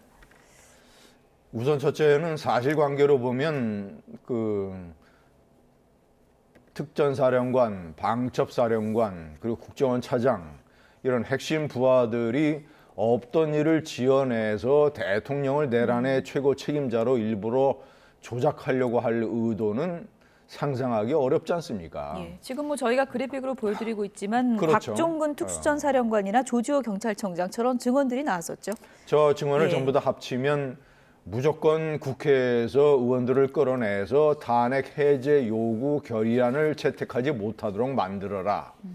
두 번째는 주요 정치인들 한동훈, 이재명, 우원식 뭐 이 기타 등등 해서 이 사람들을 체포해라. 체포해라. 총체적으로는 이번 기회에 싹 갈아엎어야 된다. 정리해야 된다. 이런 취지 아닙니까? 그래서 저런 증언들이 허위 증언이나 조작됐을 가능성은 상식적으로 저는 매우 낮다고 보고, 이런 측면에서 석동훈 변호사나 윤 대통령 측이 내란죄 혐의를 피하고자 하는 전술적인 방법으로 저런 것들을 다 부인하는, 그리고 뭐 예고 없는 내란이 어딨느냐, 그런데 비상겸 절대 예고하지 않고 선포했습니다. 그러니까 그거는 또 논리적으로 맞지 않고 한 가지 첨언을 하면 윤석열 대통령이 20 내지 25%로 추정이 되는 강성 지지자들을 겨냥을 해서 저런 메시지를 내고 있다고 보는데, 예. 저는 대통령으로서 국민들이 가지고 있는 윤 대통령에 대한 이미지, 탄핵 이전의 이미지, 문재인 대통령의 어떤 이 자신을 누리려고 하는 그런 것에 당당하게 맞선 이미지 때문에 0.73%포인트 차이로 대통령이 됐는데, 지금까지는 윤석열 하면 당당함, 이런 것을 기억하는 사람들이 많았는데, 예. 저런 사태가 벌어지면요, 대통령은 모든 것이 내란이든 그것의 내란 혐의의 여부를 떠나서 예. 모든 사태는 내가 기획하고 지시했으며 모든 책임은 나에게 있다. 부하 사령관들, 이런 사람들 전부 다 그 사람들의 증언이 다 맞는 것이며 예. 모든 책임은 나에게 있다라고 얘기를 하는 게 대통령의 자세라고 저는 생각을 합니다. 그래서 이 대통령 정도 되면 뭐 체포 채자를 꺼냈느냐 안 꺼냈느냐 이런 걸로 다투는 모양새도 당당하지 못하고, 이거 어차피 말이죠, 정치적으로 예. 내란죄 박근혜 대통령처럼 만약에 탄핵이 인용이 돼서 대통령직에 물러나고 구속 기소가 되고 재판을 받고 형을 선고받아도 네. 어차피 이것은 만약에 상대 세력이 대통령이 된다 하더라도 그 대통령의 임기 내에 사면을 할 가능성이 높습니다. 그러니까 그런 전체적인 어떤 정치적인 역사적인 차원에서 접근을 해서 대통령의 마지막 당당한 모습을 보여야지, 저는 저런 점에 대해서는 좀 지적하는 사람들이 많을 것 같아요. 예. 어쨌든 뭐 계엄의 구체적인 기획자가 누구인가, 이 부분과 관련해서도 지금 수사 과정에서 여러 가지 중요한 사안들이 지금 밝혀지고 있는데, 노상원 전 정보사령관에 언론이 많이 집중을 하고 있습니다. 햄버거 가게에서 계엄을 모의했다고 알려졌잖아요. 근데 저희 취재 결과 확인해 보니까 이틀 전 말고도 또 당일에도 추가 회동이 있었다고 하거든요. 당일에도 만났고 1일날도 이제 햄버거 집에서 안산이 저 노상원 전 정보사령관의 집이래요. 예. 집이고 거기서 거기가 이제 집 근처라고 그러더라고요. 집 근처고 그 가게가 집 근처고 그 집에서 이제 역수를 하고 그랬던 모양이에요. 보도에 의하면 말이죠. 예. 근데 참 이해가 안 가요. 많은 사람이 뭐 저 생각이 거의 똑같다고 저는 생각하는데, 어떻게 전직 사령관이 현역 사령관에게 지시를 하고, 또 김영현 국방장관은 그 전임 사령관에게 또 그걸 지시하고 말이죠. 이 구조가 이거 다 떠나서 이거 군이라는 조직이 특수하고 또 더 그런 것들이 심한 건데, 체계라든지 이런 지휘 체계를 더 중시하는 조직인데 이게 어떻게 가능했을까? 그리고 어제 전역을 했어도 그러면 안 되는 겁니다만, 이 6년 전 됐어요. 6년 전에 전역을 했는데 어떻게 지금도 그런 영향력을 행사할 수 있는 건지. 그러니까 이 사람이 노상원 전 사령관이 김영현 전 장관과 이제 수방사에 근무를 같이 했다고 그럽니다. 수방사에 같이 근무를 해서 거기서 인연을 맺게 된 것 같은데, 이것도 일종의 사조직 같은 거예요. 제가 이거하고 똑같지는 않지만 79년도 12.12 군사 쿠데타, 군사 반란 때도 그때 수경사였죠. 수방사가 아니라 수경사령관과 특전사령관 이하에 있는 부대들이 전두환 그 당시 보안사령관에 들어붙었던 거 아니었어요? 그거 같은 느낌이 완전히 같지는 않지만, 그러니까 충암파 하나회. 근데 이 노상원 전 사령관은 이제 충암파는 아닙니다만 충암파를 주축으로 하고 또 김영현 전 장관이 그 사적으로 인연이 있는, 그걸 가지고 이번에 계엄을 거의 모의했다고 좀 나오고 있어요. 아주 굉장히 핵심적으로 관여한 걸로 보이거든요. 그래서 포고령도 이제 노상원 전 사령관이 작성했다라고 이제 나오고 있는 것이고, 이런 구조 자체가 이해가 안 가요. 어떻게 보면 좀 심한 표현을 쓰면 엽기적이 같기도 하고, 이분이 또 점을 치는 뭐 역술인, 좋게 말하면 역술인이고 점쟁이라는 거 아닙니까? 점쟁이가 나쁘다는 게 아니라 이 점을 보면서 또 이런 직업을 비하할 수는 없지만 전혀 그거 비하는 게 아니라 맥락이 좀 독특하긴 하다. 군내 계엄을 모의하면서 점 역술인이다, 이게 잘 맞지 않는다는 얘기예요. 그 역술인 제가 뭐라는 건 전혀 아니고 말이죠. 어쨌든 계엄을 모의하기 위한 회동을 개엄 이틀 전에 햄버거 가게에서 해서 독특하다 그랬는데 추가 회동도 또 거기서 추가 했다는 회동을 하고 거잖아요. 그랬답니다. 그러니까 장소가 일정하게 계속 고정되는 거 보니까 뭐 이유가 있었나 이런 의심도 그래서 이제 듭니다. 집에서 가깝고 아마 예. 이제 오히려 그런 집에서 하면은 이게 오히려 등잔빛이 어둡다고 말이죠. 예. 그런 걸 노린 게 아닌가라는 생각이 들기도 합니다. 예. 언론에서 뭐 정보사라는 예. 노상원을 이해하기 위해서는 정보사의 특수성을 좀 들여다볼 필요가 있습니다. 예. 1988년 민주화 체제 이후에 처음으로 정보사가 국회 국정감사를 받게 됐어요. 왜냐하면 정보사의 일부 요원들이 오흥근 중앙일보 사회부장에 대한 허벅지 그 칼 테러를 저질렀단 말입니다. 그래서 그것을 문책하기 위해서 정보사를 최초로 국정감사를 했어요. 그러니까 정보사의 일부 시설이 공개가 됐죠. 예. 제가 그때 이제 중앙일보 그때 정치부 기자로 예. 그 현장에 갔었어요. 예. 마치 당신이 이제 서초동에 있었는데 지금 이제 다른 데로 건물을 옮겼고 이게 대북 침투 작전을 하는 부대이기 때문에 이 부대의 건물 자체가 상당히 영화 세트 같아요. 창문도 아주 작고 그리고 반지하 시설 이런 것들도 많고 그런 이 대한민국 군 부대 중에서 가장 폐쇄성이고 비밀스러우며 상하 간의 충성도가 다른 부대하고는 달리 왜냐하면 대북 침투에서 목숨을 걸어야 되는 부대이기 때문에 HID 부대가 있죠. 그렇기 때문에 이 정보사의 전현직 어떻게 현직이 전직의 명령이나 지시나 이런 걸 받을 수 있느냐. 예. 그런 분위기가 가능한 폐쇄적인 조직이 정보사입니다. 예. 전역을 해도 좀 끈끈하고 뭐 지휘 체계가 뭐 유지될 수 있고 이런 분위기라는 말씀이신가요? 그렇죠. 이 오비도 후배들한테 존경을 받는 정보사맨, 정보사 특히 노상원 전 정보사령관은 이 부정선거 의혹에 대해서 강한 확신을 갖고 있는. 그러니까 상당히 여러 가지 정치 상황에 대해서 극우적 사고를 갖고 있는 사람인 것으로 보도되고 있습니다. 예. 그러면 정보사가 대북 침투 작전을 해야 되는 부대이기 때문에 정보사의 전체적인 분위기도 대단히 그런 면에서 그런 면에서 이렇게 좀 연결될 수 있는 그런 분위기예요. 그러니까 노상원이라는 사람이 저는 김영현 장관을 통해서 김영현 장관의 육사 3기나 4기 후배 아닙니까? 김영현 장관을 통해서 윤석열 대통령의 부정선거에 대한 생각에도 영향을 미쳤을 수 있다고 생각을 합니다. 그래서 정보사가 이번에 부정선거 문제를 다루는 데에 핵심 부대로 지목이 됐고 실제로 출동을 했잖아요. 또 하나 그런 분위기가 있어요. 이해가 안 가는 게 이 기갑여단장도 그 자리에 있었다는 거예요. 근데 이 기갑여단장이 파주 있습니다. 보도에 나와서 제가 군생활할 때 제가 그 기갑여단을 많이 봤는데. 햄버거 회동 말씀하시는 건가요? 예. 근데 이 기갑여단장이 휴가 중이었다는 거 아닙니까? 휴가 중인데 이 사람도 노상원 전 사령관의 지시를 받았다는 보도가 있어요, 지금. 기갑여단이 막강한 화력이에요, 거기가. K1 그 전차도 있고 장갑차도 있고 수도를 방어하는 기갑여단이거든요. 근데 이건 정보사 출신이 아니거든요, 이 사람은. 그런 걸로 봐서는 이 노상원 이 사령관이 뭔가 무슨 관계가 있긴 있는 것 같아요. 단순하게 정보사의 폐쇄성을 떠나서. 김진희 의원님이 뭐 취재 경험도 얘기해 주시고 그랬는데 그렇게 반지하까지 하면서 폐쇄성을 강조하는 그런 부대라고 하는데 롯데리아에서 회동을 했다니까 많은 분들이 좀 의아하긴 했던 것 같습니다. 너무나 대방적인 곳이잖아요. 회동이 장단점이 있죠. 정보면의 특성으로 보자면 오히려 무슨 호텔에 이 비밀 방을 예약한다든가 이런 식으로 하면 그것이 이제 호텔 종업원들이라든가 또는 이런 사람들에게 약간의 아니 무슨 회동을 하길래 이렇게 비밀스럽게 하지? 롯데리아는 사람들 많이 다니고 그래서 얘기를 해도 뭐 옆좌석에서 누가 무슨 얘기를 하는지 별로 관심들이 없잖아요. 롯데리아. 네. 어쨌든 뭐 저희가 뭐 추측만 해볼 뿐.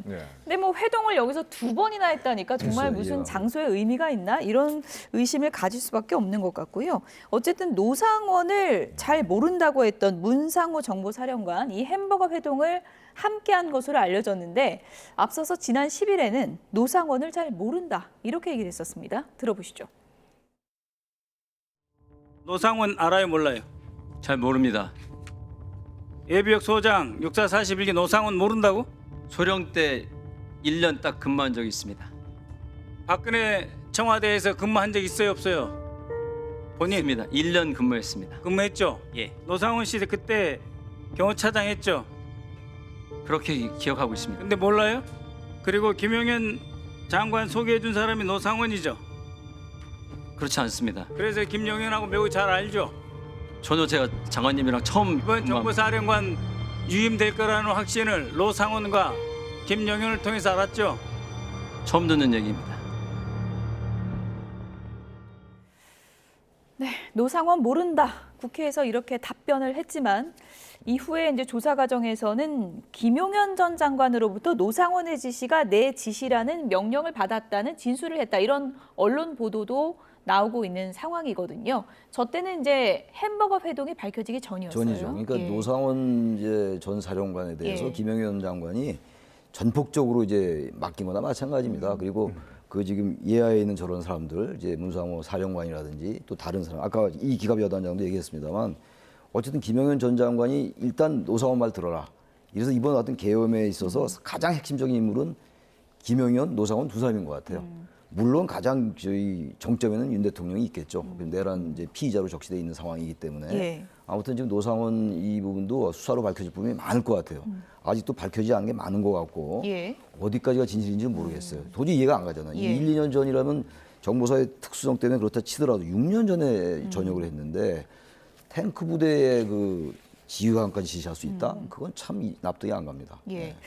김용현과 노상원 이 핵심 두 인물이 왜 계엄을 기획하는데 이름이 등장할까? 많은 분들이 여러 가지 이제 퍼즐을 맞추고 있을 것 같은데 조금 전에 이제 김진희 의원님 설명을 좀 토대로 추측을 해보자면 오히려 노상원 전 사령관이 김용현 전 장관을 움직였을 가능성도 있다. 이렇게도 볼 수 있는 건가요?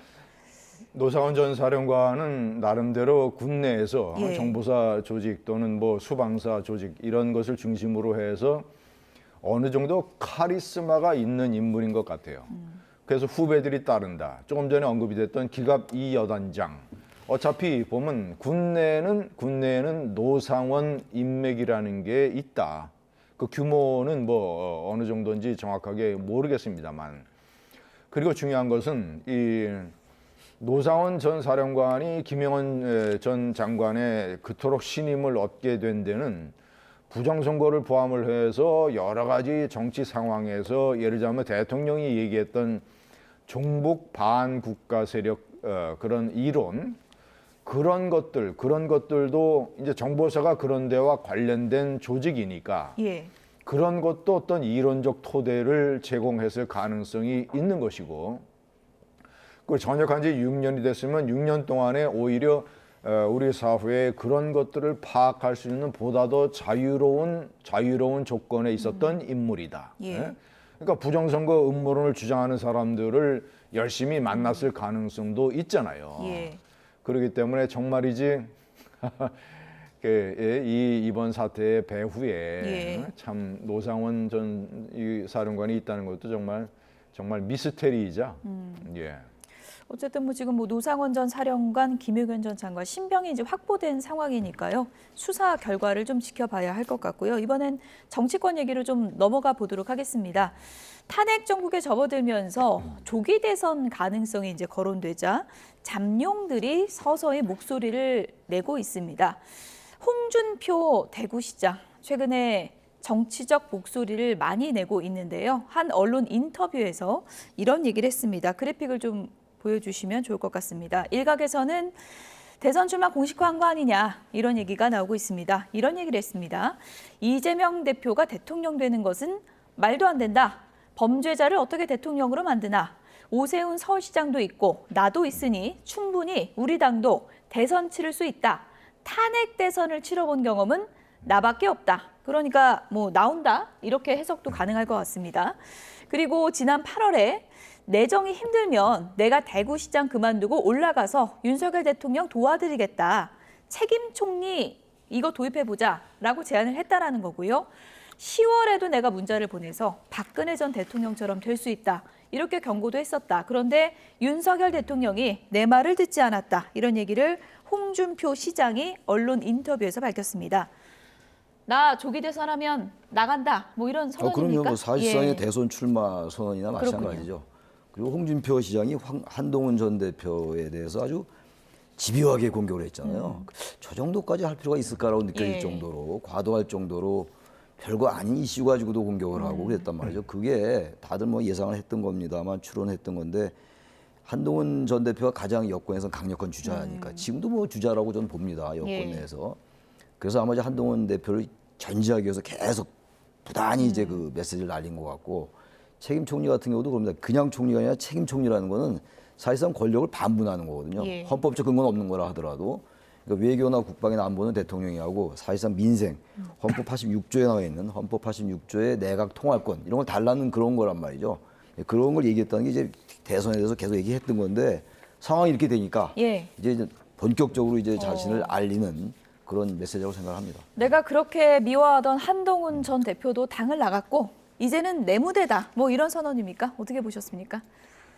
만약에 홍준표 시장이 얘기한 대로 윤 대통령이 책임 총리제를 받았더라면 지금쯤 아마 대통령 권한대행이 되어 있겠죠. 예. 홍준표 그러네요. 권한대행이 예. 되어 있겠죠.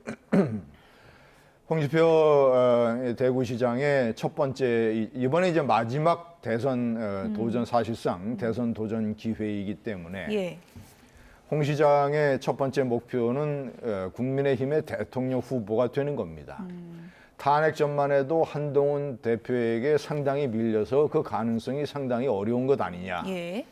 한동훈 대표가 지난 총선 때 비대위원장을 맡았을 때는 이재명 대표하고 국민적 지지율이 거의 비슷하거나 어떤 조사에서는 앞섰어요. 탄핵 전에 국민의힘의 대표를 맡았을 때는 이재명 대표의 절반으로 떨어졌습니다. 예.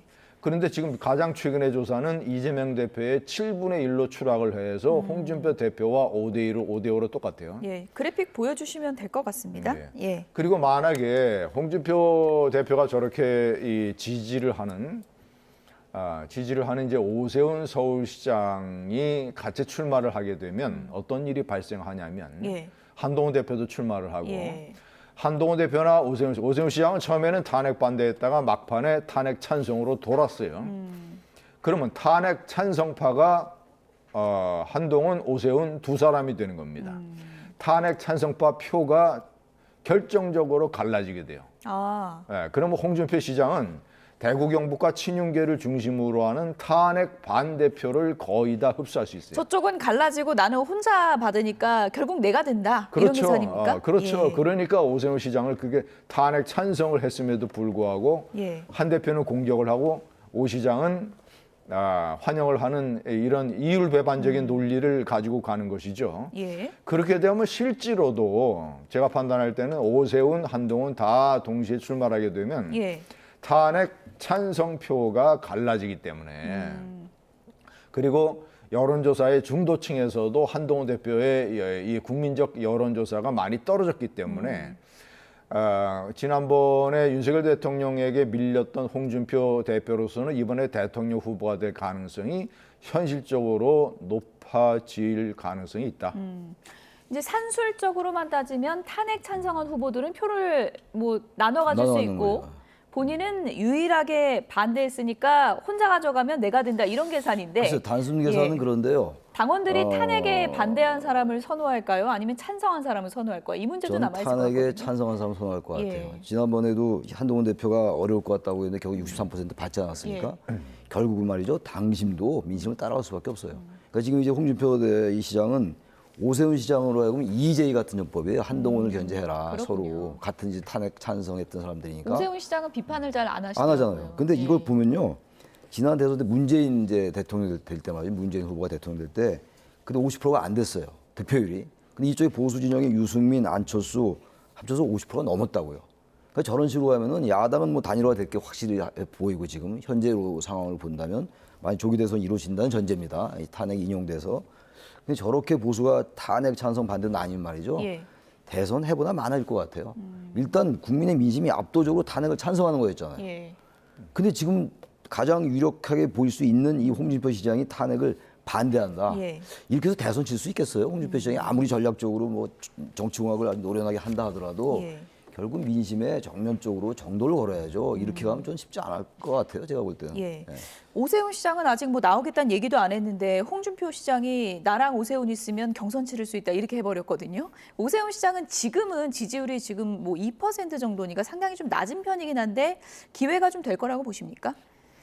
기회가 될 수 있는 찬스가 있었죠. 그런데 거듭 말씀드리지만 시장을 그만두고 이번에 출마를 하고 이번에 한동훈 대표나 오세훈 시장은 전부 다 이 계엄 사태와 탄핵 문제에 관해서 오락가락함으로써 상당 부분 중도층의 지지를 잃었어요. 제가 탄핵 사태 이후에 여러 번 이제 방송에서 이 얘기를 했는데 대표적으로 이 한동훈 대표 같은 사람은 천금의 기회를 잃었다. 예, 국가 지도자가 될 야망을 품은 사람은 이런 계엄 사태나 이런 위기 상황에서 커다란 승부수를 걸어야 됩니다. 처음에 계엄 반대를 했잖아요. 거기까지는 좋았어요. 근데 그 다음에 바로 탄핵 반대. 그 다음에는 또 방첩사령관 끌어들여서 탄핵 찬성. 그 다음에는 또 탄핵 반대. 그 다음에는 또 최종적으로 탄핵 찬성을 해서 제가 계산을 해보니까 한동훈 대표 같은 경우는 4번 오락가락을 했어요. 우왕좌왕. 한 가지 하나만 첨언을 하면 1991년에 소련 공산당 체제가 붕괴되는 과정에서 소련 공산당이 쿠데타를 했을 때 보리스 옐친 러시아 대통령이 탱크 위에 올라가서 그걸 막음으로써 전국의 주도권을 쥐고 국민적 스타가 됐습니다. 한동훈 대표는 이번에 그렇게 했어야 된다. 천금의 기회를 놓쳤다. 예, 어쨌든 지금 뭐 국내 여행을 혼자 다니겠다, 숙고의 시간을 갖겠다고 했는데 정치 지형이 워낙에 급변하고 있으니까요. 또 한동훈 대표에게 전 대표에게 또 어떤 기회가 올지 이건 좀 지켜봐야 될 것 같은데 최근 여권 잠룡들이 하나같이 얘기하는 게 이제 이재명 대표의 사법 리스크 문제 아니겠습니까? 이화영 전 부지사 항소심 결과가 어제 나왔더라고요. 이것이 방북 비용 나쁘다. 이 부분에 대해서는 1심과 2심이 동일하게 인정을 한 건데요. 이건 어떻게 보셨습니까? 800만 달러가 됐어요. 500만 달러는 스마트팜 비용이고 사업 비용이고 300만 달러가 이제 방북 비용이라는 거 아닙니까? 200만 달러. 200만 달러가. 근데 저게 1심과 2심이 똑같아요. 사실관계가. 단지 이제 형량만 9년 6개월에서 7년 8개월로 줄은 거거든요. 그러니까 지금 저 사건은 지금 이재명 대표도 기소가 돼 있는 사건이에요. 기소가 돼 있고 이화영 전 부지사가 저렇게 이제 법원이 1심, 2심 다 똑같이 적어도 대북 송금에 대해서 불법적이고 이건 대납한 거다. 라는 사실관계를 똑같이 얘기하고 있는 거 아닙니까? 대법원까지 가면 어떻게 될지 모르겠습니다. 대법원도 사실관계를 바꾸는 건 아닌 걸로 제가 알고 있으니까 그렇다면 이재명 대표가 볼 때는 이 재판은 대단히 불리할 수가 있죠. 기소가 아직 이제 돼 있는 상황이라서요. 그래서 2심에서 완전히 사실관계가 바뀐다든지 법원이 인정하지 않았다면 이재명 대표에게 대단히 유리해질 텐데 이건 그렇지 않은 건데 문제는 그겁니다. 이 대북 송금 사건에 대해서 2심까지 나겠어요? 1심도 뭐 안 나올 가능성이 높다. 그래서 저게 사법 리스크가 원천적으로 해소해 돼 가는 것 같아요. 탄핵이 인용된다는 전제입니다, 물론. 그 탄핵 심판이 언제 끝나냐에 따라 다를 수가 있는 건데 저는 완전하게 이재명 대표의 사법 리스크가 원천적으로 해소되는데 윤석열 대통령이 기여했다. 결과론적으로 아주 이상한 역사의 아이러니다라고 생각합니다. 어쨌든 뭐 조기 대선이 치러진다는 가정하에서는 이재명 대표 관련해서는 지금 뭐 선거법하고 위증교사 그 항소심 결과가 이제 주목이 되는데 국민의힘 주진우 의원은 지나치게 좀 지연 전략을 쓰고 있다 이렇게 비판을 했습니다. 내용 들어보시죠. 지금 걸림돌은 하나 더 있는데요. 특이하게 변호사를 아예 선임을 안 하고 있어요. 변호사 선임 안 하면 재판을 미루는데 2가지 효과가 있습니다. 첫 번째 재판이 열렸을 때 이재명 대표가 가서 저 변호사 선임 안 했는데요? 라고 하면 보통 재판장 입장에서 좀 황당하잖아요. 신중히 하느라고 이제 선임하겠습니다라고 할 수가 있고 그럼 이 상태로 가면 우리 국선 변호인을 선임해서 붙여줄게 라고 통지를 보낸 겁니다. 이재명 대표 입장에서는 굉장히 이것도 망신스러운 장면인데요. 무슨 세금 빼먹기 달인도 아니고 이재명 대표가 국선 변호사 우리가 낸 세금으로 운영되는 국선 변호사를 선임해서 그걸로 재판하겠다는 게 말이 됩니까? 네, 뭐 국선 변호사 쓸 것도 아니고 지금 지연 전략 펴고 있다 이렇게 꼬집고 있는데요. 어떻게 보셨습니까? 이재명 대표로서는 당연히 그런 전략을 쓰겠죠. 당연히. 그리고 또 주목할 만한 것은 법관 기피 신청을 법원이 일단 받아들였어요. 기각한 게 아니라 기피를 해야 되는지 안 해야 되는지를 우리가 한번 따져보겠다라고 했습니다. 법원이 내놓은 논리가 또 주목이 됩니다. 이것은 재판을 지연시키기 위한 시간 끌기가 아닌 것 같다. 어떤 재판부가 이화영 전 부지사 재판을 담당했던 그 재판부니까 선입견을 가질 수 있다라는 논리를 일단은 우리가 한번 검증해 보겠다라고 재판부가 얘기를 했어요. 그러니까 대북송금 재판은 제가 판단할 때는 법원의 자세도 그러하거니와 1심, 2심에 걸리는 시간으로 따지면 어떤 제가 볼 때는 이번 과정에서 면탈이 될 과정상 면탈이 될 가능성이 있습니다. 어쨌든 지금 두 분 다 뭐 시간적으로 봤을 때 재판 결과가 이재명 대표의 대선 가도에 큰 걸림돌이 되기는 힘들지 않느냐 이제 이런 분석을 내주셨는데 이렇게 되면 이제 정치권이 만약에 조기 대선이 치러질 경우에 이재명 대 이제 반 이재명 구도로 이제 굳어지게 되고 그렇게 되면은 이제 뭐 중도와 보수가 합쳐지는 그런 그림도 가능하지 않겠느냐 이런 전망도 있거든요. 근데 이제 그런 여러 가지 이제 그림이 있겠죠. 근데 제가 아까 잠깐 문재인 후보 대통령 될 때 말씀드렸습니다만 현재 보수가 거의 분열돼 있어요. 지금 이미 뭐 유난 갈등 얘기까지는 할 것도 없고 이제는 아까 그래프 보셨지 않습니까? 한동훈, 홍준표, 오세훈 전부 분열돼 있어가지고 근데 야당은 거의 이재명으로 갈 공산이 크잖아요 지금. 그럼 이건 뭐 게임 해보나 마나요. 그리고 특히 지금 분열되는 것도 다른 이유로 분열되는 게 아니라 탄핵 찬성 반대로 분열돼 있다고요. 이건 국민들이 도저히 중도 보수 말씀하셨는데 중도층에서 그런 정당에 표를 주겠어요? 지금도 권성동 원내대표가 탄핵이 정당했다는 식으로 그 비상계엄이 정당했다는 식의 얘기를 많이 하고 있는 거 아닙니까?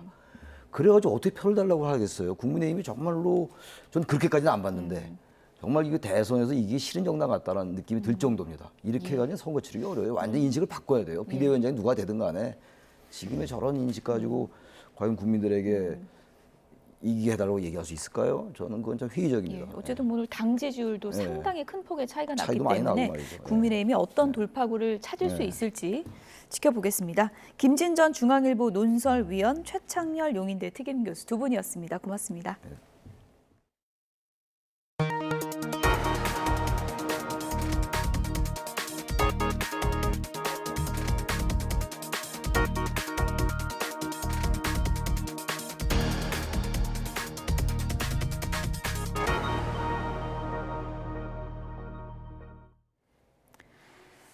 추위가 좀 주춤하니까 이번엔 초미세먼지가 기승입니다. 수도권의 초미세먼지 농도가 나쁨 수준인데요. 밤사이에는 중국발 스모그까지 유입된다고 합니다. 밤부터는 중서부에 또 많은 눈이 내립니다. 취재기자 연결해서 내용 들어보겠습니다. 김민경 기자, 수도권의 초미세먼지 농도 얼마나 올랐습니까? 네, 초미세먼지 농도가 세제곱미터당 36 마이크로그램을 넘으면 나쁨 단계로 분류하는데요. 정오 기준 서울의 초미세먼지 농도는 세제곱미터당 45 마이크로그램, 인천 44, 경기 41 마이크로그램으로 나쁨 수준입니다. 밤사이 대기가 정체하면서 국내 오염물질이 축적됐기 때문인데요. 문제는 오늘 밤사이에도 대기가 정체할 걸로 보이는 가운데 이번에는 중국발 스모그까지 유입될 걸로 예상된다는 겁니다. 이 때문에 내일은 초미세먼지 농도가 서울과 경기, 강원 영서, 세종, 충북은 종일 나쁨, 인천과 대전, 충남은 오전에, 대구, 경북은 오후에 나쁨 수준으로 오를 걸로 예보됐는데요. 국립환경과학원은 중국발 스모그가 유입되더라도 양이 많지는 않을 걸로 보여 매우 나쁨 수준까지 오르지는 않을 걸로 보인다고 밝혔습니다. 또 밤사이에는 눈이 온다고요? 그렇습니다. 서해상에 구름대가 유입되면서 충남 서해안에는 낮부터 눈비가 내리기 시작하고 밤에는 수도권과 강원, 충청, 전북 등 내륙으로 확대되겠는데요. 울릉도의 많게는 30cm, 제주 산간에 5에서 20cm로 산간과 해안 지역에는 폭설이, 내륙에도 강원 남부와 전북에 최대 10cm, 경기와 충북에 3에서 8cm, 서울과 강원 북부, 충남과 전남, 영남에도 1에서 5cm의 눈이 예상됩니다. 특히 내일 새벽부터 오전 사이 중부와 전북 동부에는 시간당 1에서 3cm의 강하고 많은 눈이 내릴 걸로 보이는데요. 일부 지역에서는 대설특보가 내려질 가능성도 있어 주의가 필요합니다. 이번 눈은 내일 오후에 대부분 그치겠고 일부 서해안은 모레 아침까지, 제주도는 모레 낮까지 이어지겠습니다. 눈이 그친 뒤에는 곧바로 북서쪽에서 찬 공기가 내려와 기온이 또다시 큰 폭으로 떨어져 일요일 아침에는 서울 기온이 영하 7도까지 내려갈 전망입니다. 지금까지 과학기상부에서 YTN 김민경입니다. 요즘에 감기로 고생하는 분들 많죠. 전국에 독감 유행주의보가 발령됐습니다. 인구 1000명당 13명 이상이 독감에 걸리면서 정부가 주의보를 발령한 것인데요. 최근에는 10대 학생들이 가장 많이 걸렸다고 합니다. 염혜영 기자입니다. 추운 날씨가 이어지면서 갑작스런 발열과 기침, 인후통 등을 호소하는 독감 환자가 늘고 있습니다. 질병관리청은 전국에 독감 유행주의보를 내렸습니다. 감염자와 의심 증상을 보이는 환자 숫자가 인구 1000명당 8.6명을 넘으면 유행으로 판단하는데 지난 8일부터 14일까지 13.6명으로 기준을 훌쩍 뛰어넘었습니다. 고령층보다 활동이 많은 학생들이 더 많이 감염됐습니다. 13살에서 18살 사이의 학생들은 1000명당 36.9명이나 걸렸고 7살에서 12살 사이의 어린이 감염자도 24.7명이었습니다.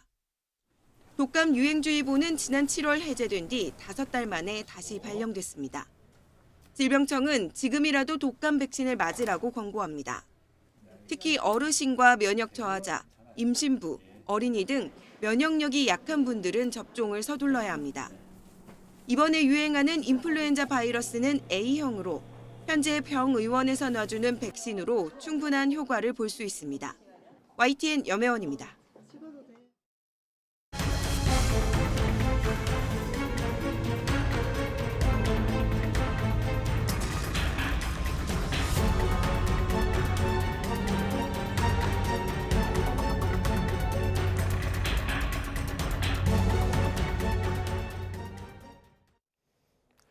윤석열 대통령의 내란 혐의 사건을 수사하고 있는 공조수사본부가 윤 대통령에게 오늘 오전 2차 출석 요구서를 보냈습니다.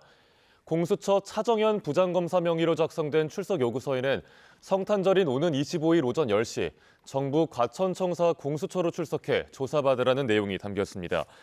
공수처와 경찰이 꾸린 공조수사본부의 두 번째 소환 통보로 윤 대통령 관저와 대통령실 총무비서관실, 부속실 등 3곳에 특급 우편과 전자공문으로 출석 요구서를 전달했습니다. 앞서 공조부는 윤 대통령에게 지난 18일까지 출석하라는 출석 요구서를 보냈지만 수취 거부 등으로 반송됐습니다. 경찰청 국가수사본부 비상계엄 특별수사단은 현재까지 한덕수 대통령 권한대행 겸 국무총리를 비롯해 비상계엄 선포 전에 열린 국무회의에 참석한 9명을 조사했습니다. 한 권한대행은 내란 혐의 피의자 신분으로 비공개 대면 조사를 받은 걸로 전해졌습니다. 경찰은 계엄 국무회의에 참석하거나 배석한 12명 가운데 윤석열 대통령과 김용현 전 국방부 장관, 김영우 통일부 장관을 제외하고 모두 조사했다고 밝혔습니다. 이 가운데 통일부 장관은 경찰의 지속적인 출석 요구에도 검찰에 출석해 조사를 받았다고 덧붙였습니다. 우종수 국가수사본부장이 계엄 당일 현장에 형사들이 투입된다는 사실을 미리 보고받았다는 진술이 나왔습니다. 검찰 비상계엄 특별수사본부는 최근 국수본 관계자들을 참고인으로 불러 조사하는 과정에서 이 같은 취지의 진술을 확보했습니다. 방첩사령부 요청에 따라 서울 영등포서 형사 10명이 현장에 출동하는 과정에 우 본부장이 관여했다는 겁니다. 검찰은 내란 혐의는 입건만으로도 처벌이 이루어질 가능성이 큰 만큼 우선 우 본부장을 참고인 신분으로 조사해 나간다는 계획입니다. 내란 사태 배후 기획자로 이른바 롯데리아 회동을 주도한 노상원 전 정보사령관이 계엄 직전 같은 햄버거 가게에서 또 다른 회동을 갖고 내란을 모의한 정황이 경찰에 포착됐습니다. 이번엔 정보사가 아니라 군 최고 수사기관 출신 예비역 대령이었는데요. 계엄사 바깥에 사설 수사팀을 꾸리려 했다는 의혹이 짙어지고 있습니다. 부장원 기자가 단독 보도합니다. 노상원 전 정보사령관의 신병을 확보한 경찰 특별수사단이 함께 계엄을 모의한 혐의로 김모 전 대령에 대해 구속영장을 신청했습니다. 당초 언론에는 계엄 선포 이틀 전인 지난 1일 이른바 롯데리아 회동에 참석했던 정보사 소속 김모 대령으로 알려졌지만 YTN 취재 결과 계엄 전 노 전 사령관이 같은 가게에서 또 다른 회동을 가졌고 체포된 인물도 현역 정보사 군인이 아닌 예비역 육군대령 김모 씨로 확인됐습니다. 특수단은 지난 15일 노 전 사령관을 긴급 체포한 뒤 계엄 전후 행적을 추적해왔는데 통신 내역과 롯데리아 매장 CCTV를 분석한 결과 민간인 신분인 김 씨의 존재를 확인했습니다. 노상원만 예비역 오비들이 아니거든요. 그러니까 노상원급 내지는 그 바로 밑에 급들이 또 있습니다. 회동 시점은 지난 1일부터 계엄 선포 전으로 경찰은 두 사람이 내란을 모의한 구체적인 단서를 파악하고 김 씨에게 구속영장을 신청했습니다. 체포된 김 씨는 정보가 아닌 헌병특기로 군 최고위 수사기관인 국방부 조사본부에서 수사본부장까지 지냈습니다. 또 지난 2013년 국군사이버사령부의 댓글 공작 사건을 축소 은폐하려 한 혐의로 구속 기소돼 전역한 것으로 파악됐습니다. 국방부 조사본부 수사본부장 육군 대령입니다.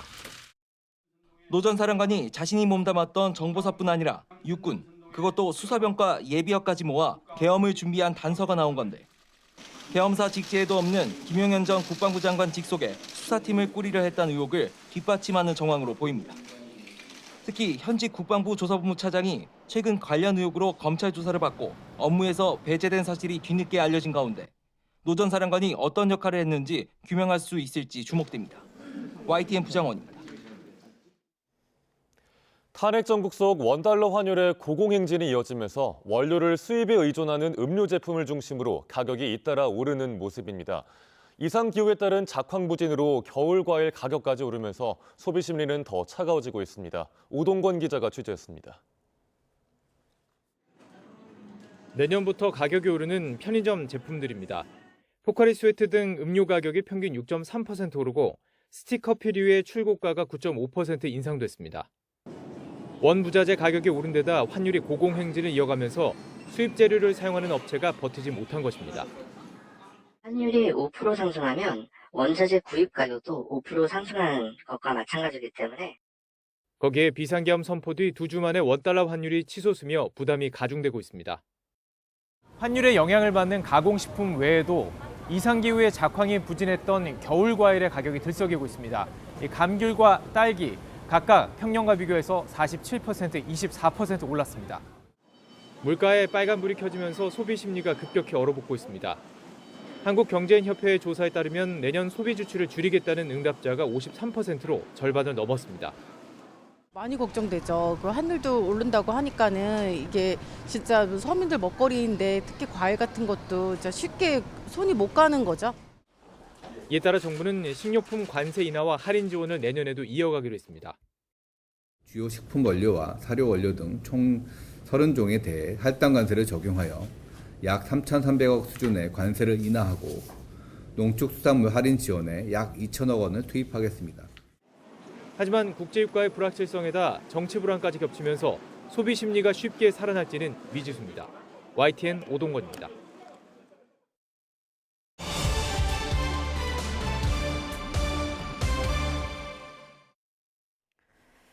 공조수사본부가 윤석열 대통령에게 오는 25일 크리스마스에 출석하라면서 2차 소환 통보를 했죠.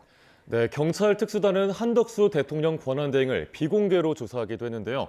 계엄 관련 수사 상황에 대해서 김광선 변호사와 함께 이야기 나눠보겠습니다. 어서 오십시오. 네, 안녕하세요. 네, 날짜를 어떻게 고를 것인가 관심사였는데 25일 크리스마스로 정했습니다. 어떤 배경이 있다고 보세요? 일반적으로 주말에는 소환하는 경우가 있죠. 예. 수사 일정이 있고 또 시급한 상황인 경우에는 예를 들어서 오늘 소환을 하는데 시점을 넘기면 안 돼요. 그럼 주말에는 할 수는 있는데 25일이면 앞으로 시간이 좀 있고 또 크리스마스지 않습니까? 네. 그래서 크리스마스 전날 아니면 그 다음 날도 소환할 수 있는데 왜 25일 날 했을까?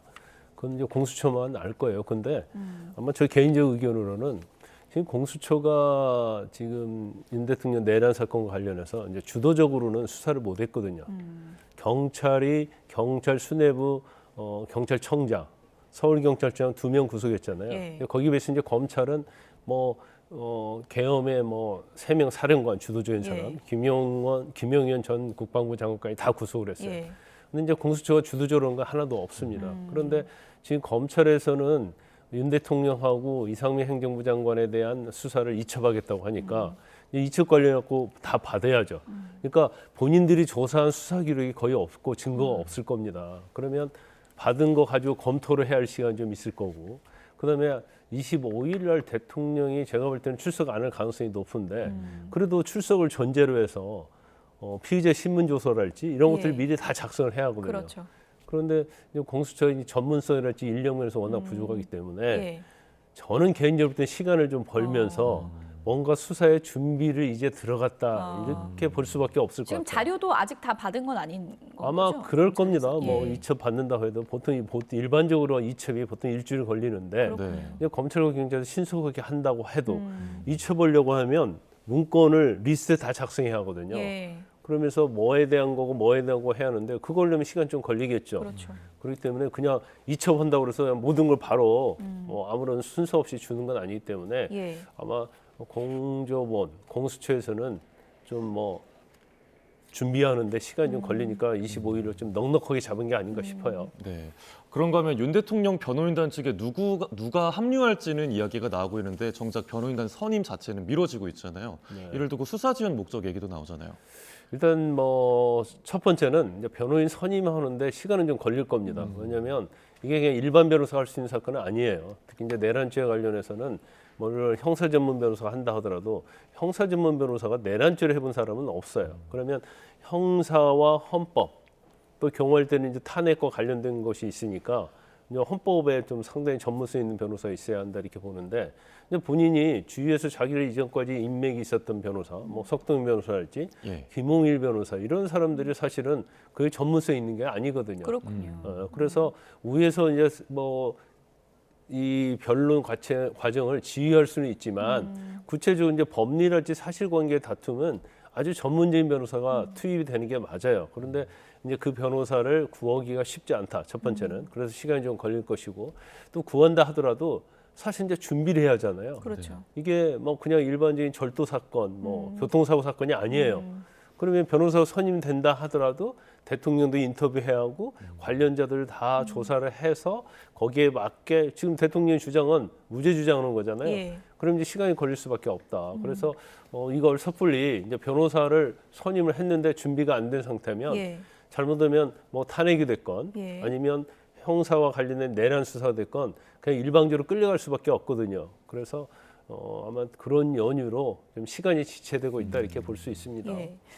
그런데 이제 과연 2차 출석도 응하지 않으면 3차, 4차로 갈 것인가 아니면은 2차에서 나오지 않으면 바로 체포영장 청구로 갈 것인가 이게 이제 궁금하거든요. 어떤 계획을 갖고 있을 거라고 보세요? 소환은 3차까지 갈 수는 없어요. 예. 2차 안 나왔으면 3차는 뻔한 거 아닙니까? 근데 2차 소환했어요. 예. 그런데 윤 대통령 측에서 내가 언제 소환에 응하겠다. 날짜를 조율하자. 이러면 3차로 갈 수 있겠죠. 그렇지만 그게 아니고 대통령 측에서 계속 거부를 하고 있으면 3차, 4차, 5차가 의미가 없고 시간만 가는 거예요. 그래서 이런 것도 사실은 우리가 그냥 소환 조사한다 하면 아니 뭐 수사기관 하면 되지. 그렇지만 이것도 사실은 역량이 필요한 거거든요. 시점과 어떻게 수사할 것인지 그다음에 어떤 수사가 이미 진행된 걸 가지고 있는지 또 대통령이 조사하려면 대통령 부인할 거 아닙니까? 그럼 대통령의 부인하는 얘기 대통령이 무죄 주장하면 이걸 탄핵을 해야 하거든요. 이제 그런 준비하는데 사실 시간이 많이 필요하고 이것은 또 굉장히 전문적인 영역이거든요. 근데 이런 걸 갖춰야 하는데 예. 뭐 제가 볼 때는 뭐 3차, 4차까지 갈 수는 없고 만약에 대통령 측에서 적극적으로 나오지 않으면 예. 2차 소환까지는 할 거예요. 그런데 3차 소환은 뭐 일반적인 수사 경험이랄지 그거에 의하면 안 하겠죠. 근데 만약에 뭐 3차, 4차, 5차까지 간다고 하면 이건 공조본부의 어떤 역량 그다음에 수사의 미숙함 예. 그런 걸로 비판받을 수밖에 없어요. 그렇군요. 네.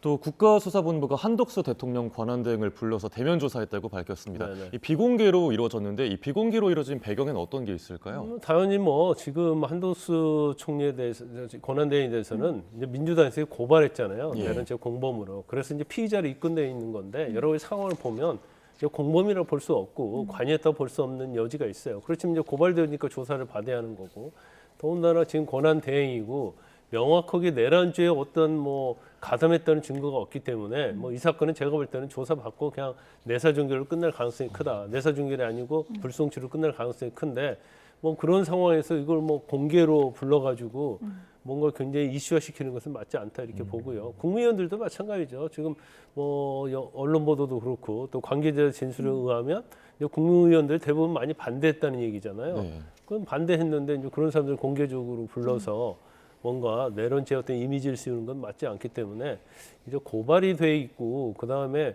그 계엄 선포 과정에 있어서 국무회의가 제대로 이루어졌는지 그게 중요하기 때문에 뭐 한덕수 권한대행은 피의자이긴 하지만 대부분 국무위원은 그냥 참고인으로서 조사를 받았을 겁니다. 예. 어쨌든 지금 윤석열 대통령 직접 나오진 않고 변호인 통해서 이제 주장을 하고 있고 그 변호사가 이제 계속 반복해서 강조하는 것이 이제 내란죄는 아니다라고 하면서 어제 이제 석동현 변호사가 이런 얘기도 했죠. 체포의 채자도 꺼내지 않았다. 이건 어떤 걸 강조하는 걸로 보이세요?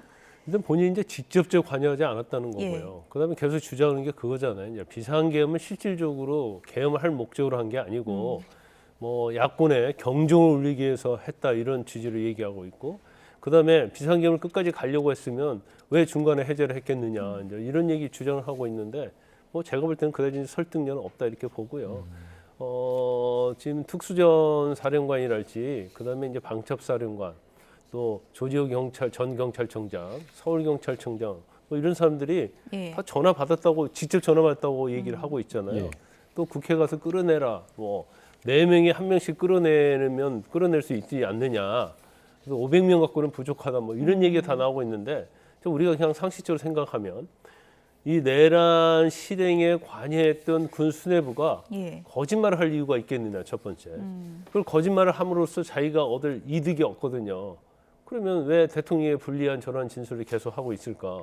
그러면 사실대로 저는 이 얘기하고 있다고 봐요. 이제 그럼에도 불구하고 지금 내란죄에 대해서는 뭐 고도의 정치적 행위다, 통치 행위다 이렇게 법리적으로 구성을 하고 있고 사실관계에서도 설사 그 통치 행위가 아니다 할지라도 대통령이 직접적으로 관여하는 거하고 하지 않는 거하고는 뭐 양형에 있어서랄지 이런 것들이 차이가 있을 수 있기 때문에 저런 주장을 하는데 지금까지 나온 여러 가지 뭐 진술이랄지 증거에 비추어 보면 저 주장은 뭐 설득력이 전혀 없다 저는 그렇게 봅니다. 네. 또 한편 검찰은 경찰 국가수사본부 또 국방부 조사본부를 압수수색했습니다.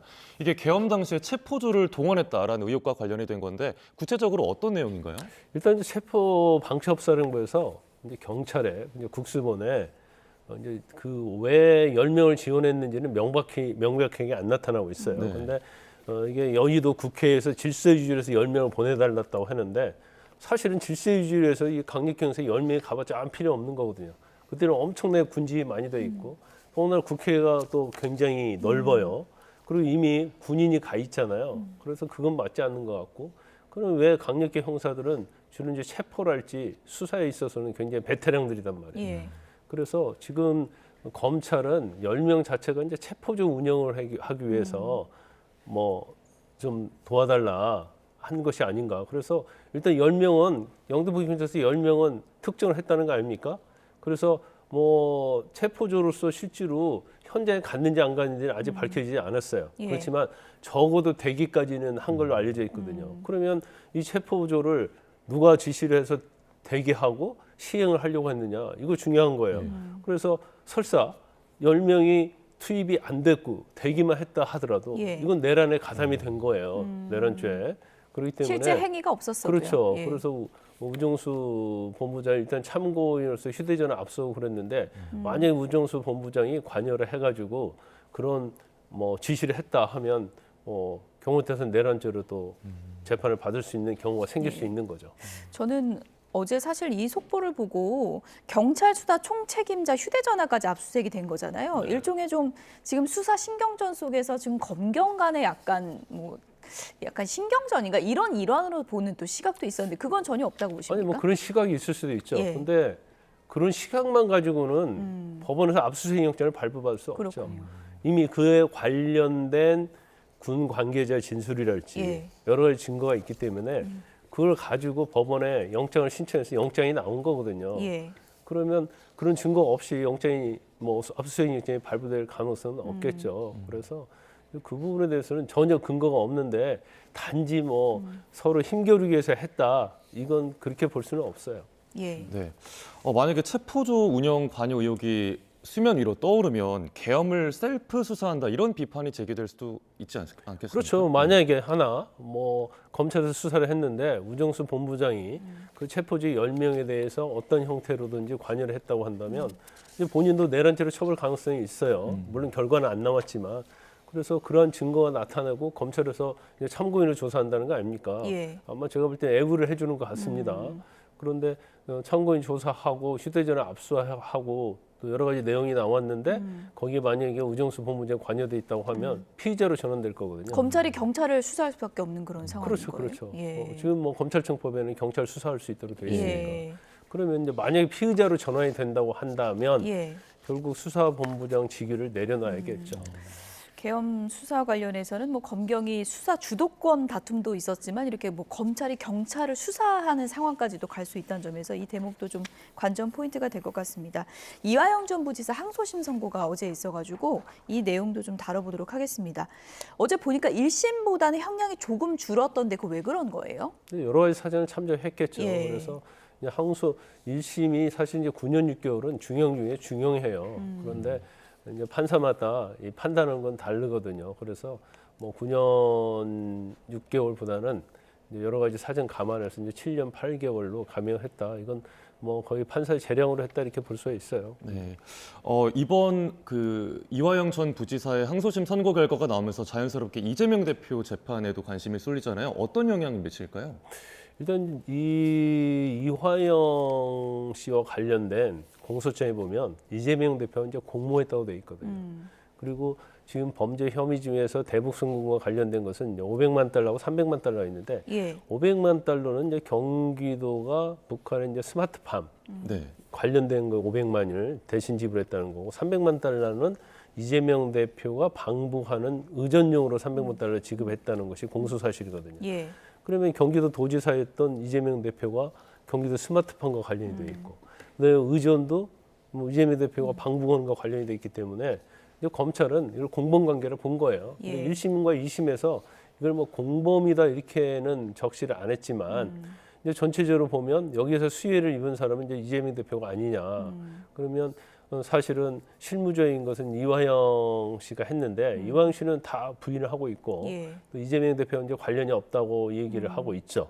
하지만 이제 이재명 대표는 기소돼서 지금 재판을 이제 아직 뭐 시작도 안 했습니다만 예. 하고 있잖아요. 그래서 사실은 이 사실관계는 대부분 인정이 되기 때문에 대북 송금이랄지 또 대북 송금 목적 이런 것들이 뭐 2심 판결에서도 대부분 이재명 대표를 위해서 한 것처럼 돼 있어요. 예. 그러면 이재명 대표가 보고를 받았냐, 예. 아니면 보고를 받지 않다 하더라도 명시적, 묵시적으로 이걸 묵인을 했느냐, 뭐 가담을 했느냐, 이제 이런 부분이 지금 남아 있기 때문에 예. 만약 이화영 씨가 무죄를 받았다고 하면 이재명 대표는 당연히 무죄가 되겠죠.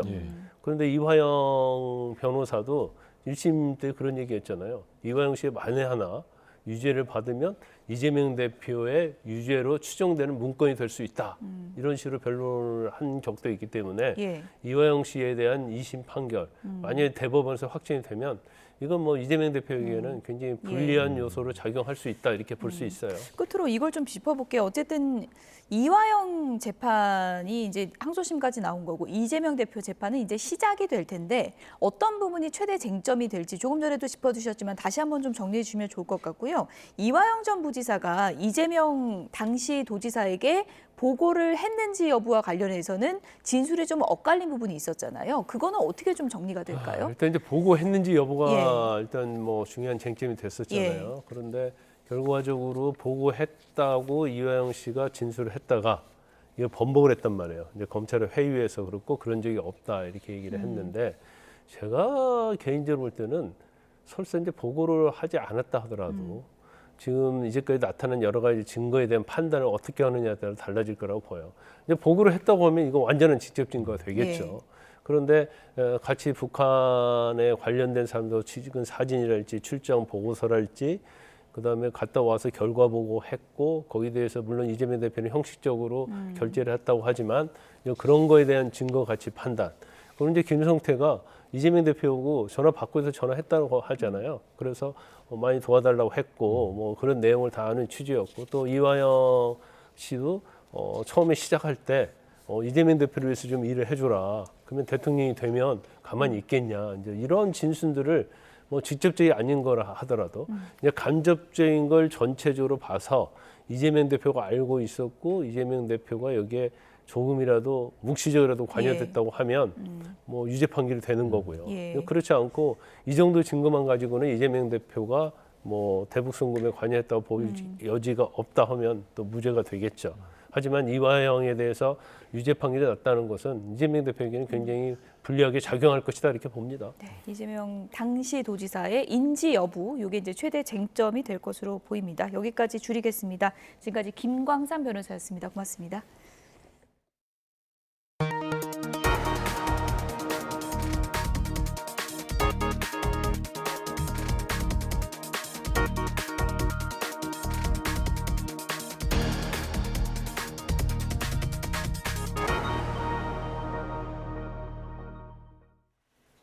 여자친구를 흉기로 찔러 숨지게 했던 의대생이 1심에서 징역 26년을 선고받았습니다. 재판부는 피고인이 미리 범행을 준비하고 잔혹하게 실행했다면서 중형 이유를 밝혔습니다. 김주영 기자입니다. 지난 5월 유명 사립대 의대생인 최 모 씨는 끔찍한 범행을 저질렀습니다. 사귀던 여자친구를 흉기로 여러 차례 찔러 살해했던 겁니다. 교제 2달 만에 부모 몰래 혼인신고까지 했는데 피해자 부모가 강하게 반대했고 결별 통보까지 받게 되자 이 같은 일을 벌였습니다. 결국 구속돼 재판을 받게 된 최 씨. 1심 재판부는 징역 26년을 선고했습니다. 재판부는 최 씨가 무방비 상태의 피해자를 무참히 살해했다며 피해자 지인들이 겪을 정신적 고통은 가늠할 수 없을 정도라고 지적했습니다. 계획적으로 범행을 저질렀다는 점도 선고에 영향을 줬습니다. 최 씨가 칼과 청테이프까지 사며 살인을 미리 준비했고 여러 번 찌른 점 등을 볼 때 살해 고의는 확정적으로 보인다는 설명입니다. 최 씨는 앞선 재판에서 심신장애를 주장했지만 정신감정결과 심신장애는 아닌 것으로 결론이 났습니다. 재판정에 나와 있던 피해자 유가족들은 선고 이후 무기징역 등 더 중한 처벌이 내려지지 않은 것을 납득하기 어렵다며 눈물을 흘리기도 했습니다. YTN 김주영입니다. 전북 전주의 얼굴 없는 천사가 올해도 어김없이 찾아와서 25년째 선행을 이어가고 있습니다. 오늘 오전 9시 26분쯤 전주시 노송동 주민센터에 중년 남성의 전화가 걸려왔습니다. 자신의 신분을 밝히지 않은 이 남성은 특정 장소에 성금을 놨다며 찾아가라고 말한 뒤 전화를 끊었는데요. 얼굴 없는 천사가 놓고 간 성금 액수는 확인 작업을 거친 뒤에 공개될 예정입니다. 전주시는 천사의 뜻에 따라 성금을 노송동 지역의 소년소녀 가장과 독거노인 등 어려운 계층을 위해서 쓰기로 했습니다. 50여 년 전 헤어진 어머니와 딸이 유전자 등록을 통해 극적으로 상봉했습니다. 서울 강남경찰서는 50대 딸 A씨와 90대 어머니 B씨가 55년 만에 다시 만났다고 밝혔습니다. 경찰에 따르면 A씨는 2살 때 생활고로 서울 성동구에 있는 친척 집에 맡겨진 뒤 시간이 지나며 가족과 연락이 끊겼고 이 과정에서 성씨와 주민등록번호도 바뀌었습니다.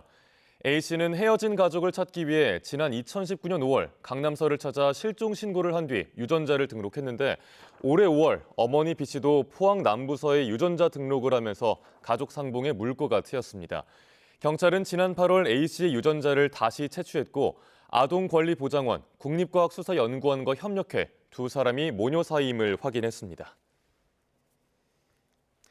우크라이나군이 러시아 쿠르스크 전선에서 북한군의 공격을 격퇴하는 장면이라며 영상을 새로 공개했습니다. 우크라이나 특수작전군은 오늘 소셜미디어 계정에 2분 44초 분량의 영상을 게시했습니다. 영상에는 눈 쌓인 전선에서 북한군으로 추정되는 병사들이 드론 공격에 쓰러지는 모습이 담겼습니다. 우크라이나군은 적의 공격에 맞서 MK-19 유탄 발사기로 발포하고 드론을 투하했다며 북한군 12명을 사살하고 20명에게 부상을 입혔다고 주장했습니다. 영상의 진위는 정확하게 확인되지 않았습니다. 푸틴 러시아 대통령이 연례 기자회견에서 우크라이나 전쟁 성과를 과시하면서 트럼프 미국 대통령 당선인과 언제든지 만날 준비가 돼 있다고 밝혔습니다. 젤렌스키 대통령도 같은 날 미국의 지원을 호소하며 트럼프와 대화하겠다는 의지를 밝혔는데 다음 달 트럼프의 취임에 맞춰 종전 협상에 물꼬가 트일지 관심입니다. 런던에서 조수연 특파원이 보도합니다. 푸틴 대통령은 4시간 넘게 생중계된 연례 기자회견에서 러시아의 힘과 우크라이나 전쟁 성과를 한껏 과시했습니다. 미국과 미사일 대결도 가능하다고 자신하면서 전쟁 목표 달성에 근접했고 핵심 지역인 쿠르스크도 되찾을 것이라고 강조했습니다. Ситуация меняется кардинально. Вы это хорошо знаете. Я это просто хочу подтвердить. Движение идет по всей линии фронта. 푸틴 대통령은 또 러시아는 조건 없는 협상에 열려 있는데 준비가 안 된 건 우크라이나라고 주장했습니다. 그러면서 다음 달 취임하는 트럼프 미 대통령 당선인과 만나면 논의할 게 많을 것으로 본다고 말했습니다. Я готов к этому, конечно, в любое время. Готов буду и ко встрече, если он захочет этого. 같은 날 EU 정상회의에 참석한 젤렌스키 우크라이나 대통령은 푸틴이 제정신이 아니라고 비판하며 러시아를 압박하기 위한 미국과 유럽의 단결을 촉구했습니다. 특히 진정한 안보 보장을 위해선 미국의 역할이 중요하다며 트럼프 당선인이 종전을 위해 도와주길 기대한다고 밝혔습니다. I want very much to have him on our side. For me, it's very important. I want to discuss with him more details about this war. 앞서 트럼프 당선인도 첫 공식 기자회견에서 푸틴, 젤렌스키와 만나겠다며 협상 중재 의지를 밝혔는데 구체적인 시점은 언급하지 않았습니다. 러시아와 우크라이나가 입장차를 좁히지 못하고 있는 상황에서 다음 달 트럼프 당선인의 백악관 복귀가 전쟁의 전환점이 될지 주목되고 있습니다. 런던에서 YTN 조수연입니다. 유럽연합 EU 정상들이 도널드 트럼프 미국 대통령 당선인의 우크라이나 전쟁 조기 종전론에 반대한다는 뜻을 재확인했습니다. 안토니오 코스타 EU 정상회의 상임의장은 현지 시간 19일 벨기에 브뤼셀에서 열린 EU 27개국 정상회의 직후 기자회견에서 우크라이나만이 평화의 뜻을 정의하고 협상의 조건이 언제 충족되는지 결정할 수 있다고 밝혔습니다. 그러면서 지금은 다른 시나리오를 놓고 추측할 때가 아니라 모든 시나리오에 대비해 우크라이나에 힘을 실을 때라고 강조했습니다. 네, 오늘 추위는 주춤하지만 초미세먼지가 말썽입니다. 오후부터는 곳곳에 눈비도 예보되는데요. 현장 연결해서 날씨 알아보겠습니다. 이혜민 캐스터. 네, 하늘공원에 나와 있습니다. 네, 지금 서울 대기 상황 어떤가요? 네, 현재 서울의 초미세먼지 농도도 나쁨 수준까지 올라 있습니다. 그 밖에 수도권 지역이 현재 모두 초미세먼지 농도 나쁨 수준을 보이고 있는데요. 찬바람이 잦아들면서 초미세먼지 농도가 높아졌기 때문입니다. 이 찬바람이 잦아들어 먼지는 짙어졌지만 추위는 다소 누그러들었습니다. 오늘 한낮에 서울 기온이 5도까지 오르는 등 예년 이맘때 날씨가 이어지겠습니다. 대기가 정체하면서 오늘은 중부지방과 충청 등에서 먼지 농도가 짙게 나타나겠고요. 내일은 중국발 스모그까지 더해지면서 영서와 대구, 경북 지역도 공기가 탁해지겠습니다. 먼지는 내일 찬바람이 강해지면서 금세 해소되겠습니다. 오늘은 서쪽 지역부터 눈비 소식도 있습니다. 차츰 서해안을 시작으로 밤부터는 중서부와 전북으로 눈비가 내리겠고요. 내일은 전국 대부분 지역으로 확대하겠습니다.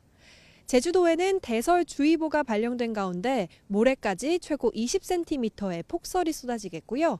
내일까지 경기 남부와 영서 남부, 충북 북부와 전북 동부에도 최고 8에서 10cm의 큰 눈이 예고돼 이 지역으로도 특보가 점차 확대하겠습니다. 서울 등 그 밖의 지역에서도 최고 5cm의 눈이 내려 쌓이겠는데요. 내일 새벽부터 오전 사이에는 중부와 전북 동부에 강한 눈이 예상돼 주의가 필요합니다. 눈비는 절기 동지인 내일 오후에 대부분 그치겠고요. 전남 서해안과 제주도에서는 모레까지 비가 이어질 전망입니다. 눈비 구름 뒤로는 찬 공기가 내려와서 휴일부터는 날이 다시 추워지겠습니다. 기온 변화가 크기 때문에 건강관리 잘 해주셔야겠습니다. 지금까지 YTN 이혜민입니다. 뉴스나우 오늘 순서는 여기서 마치겠습니다. 함께해 주신 여러분 고맙습니다.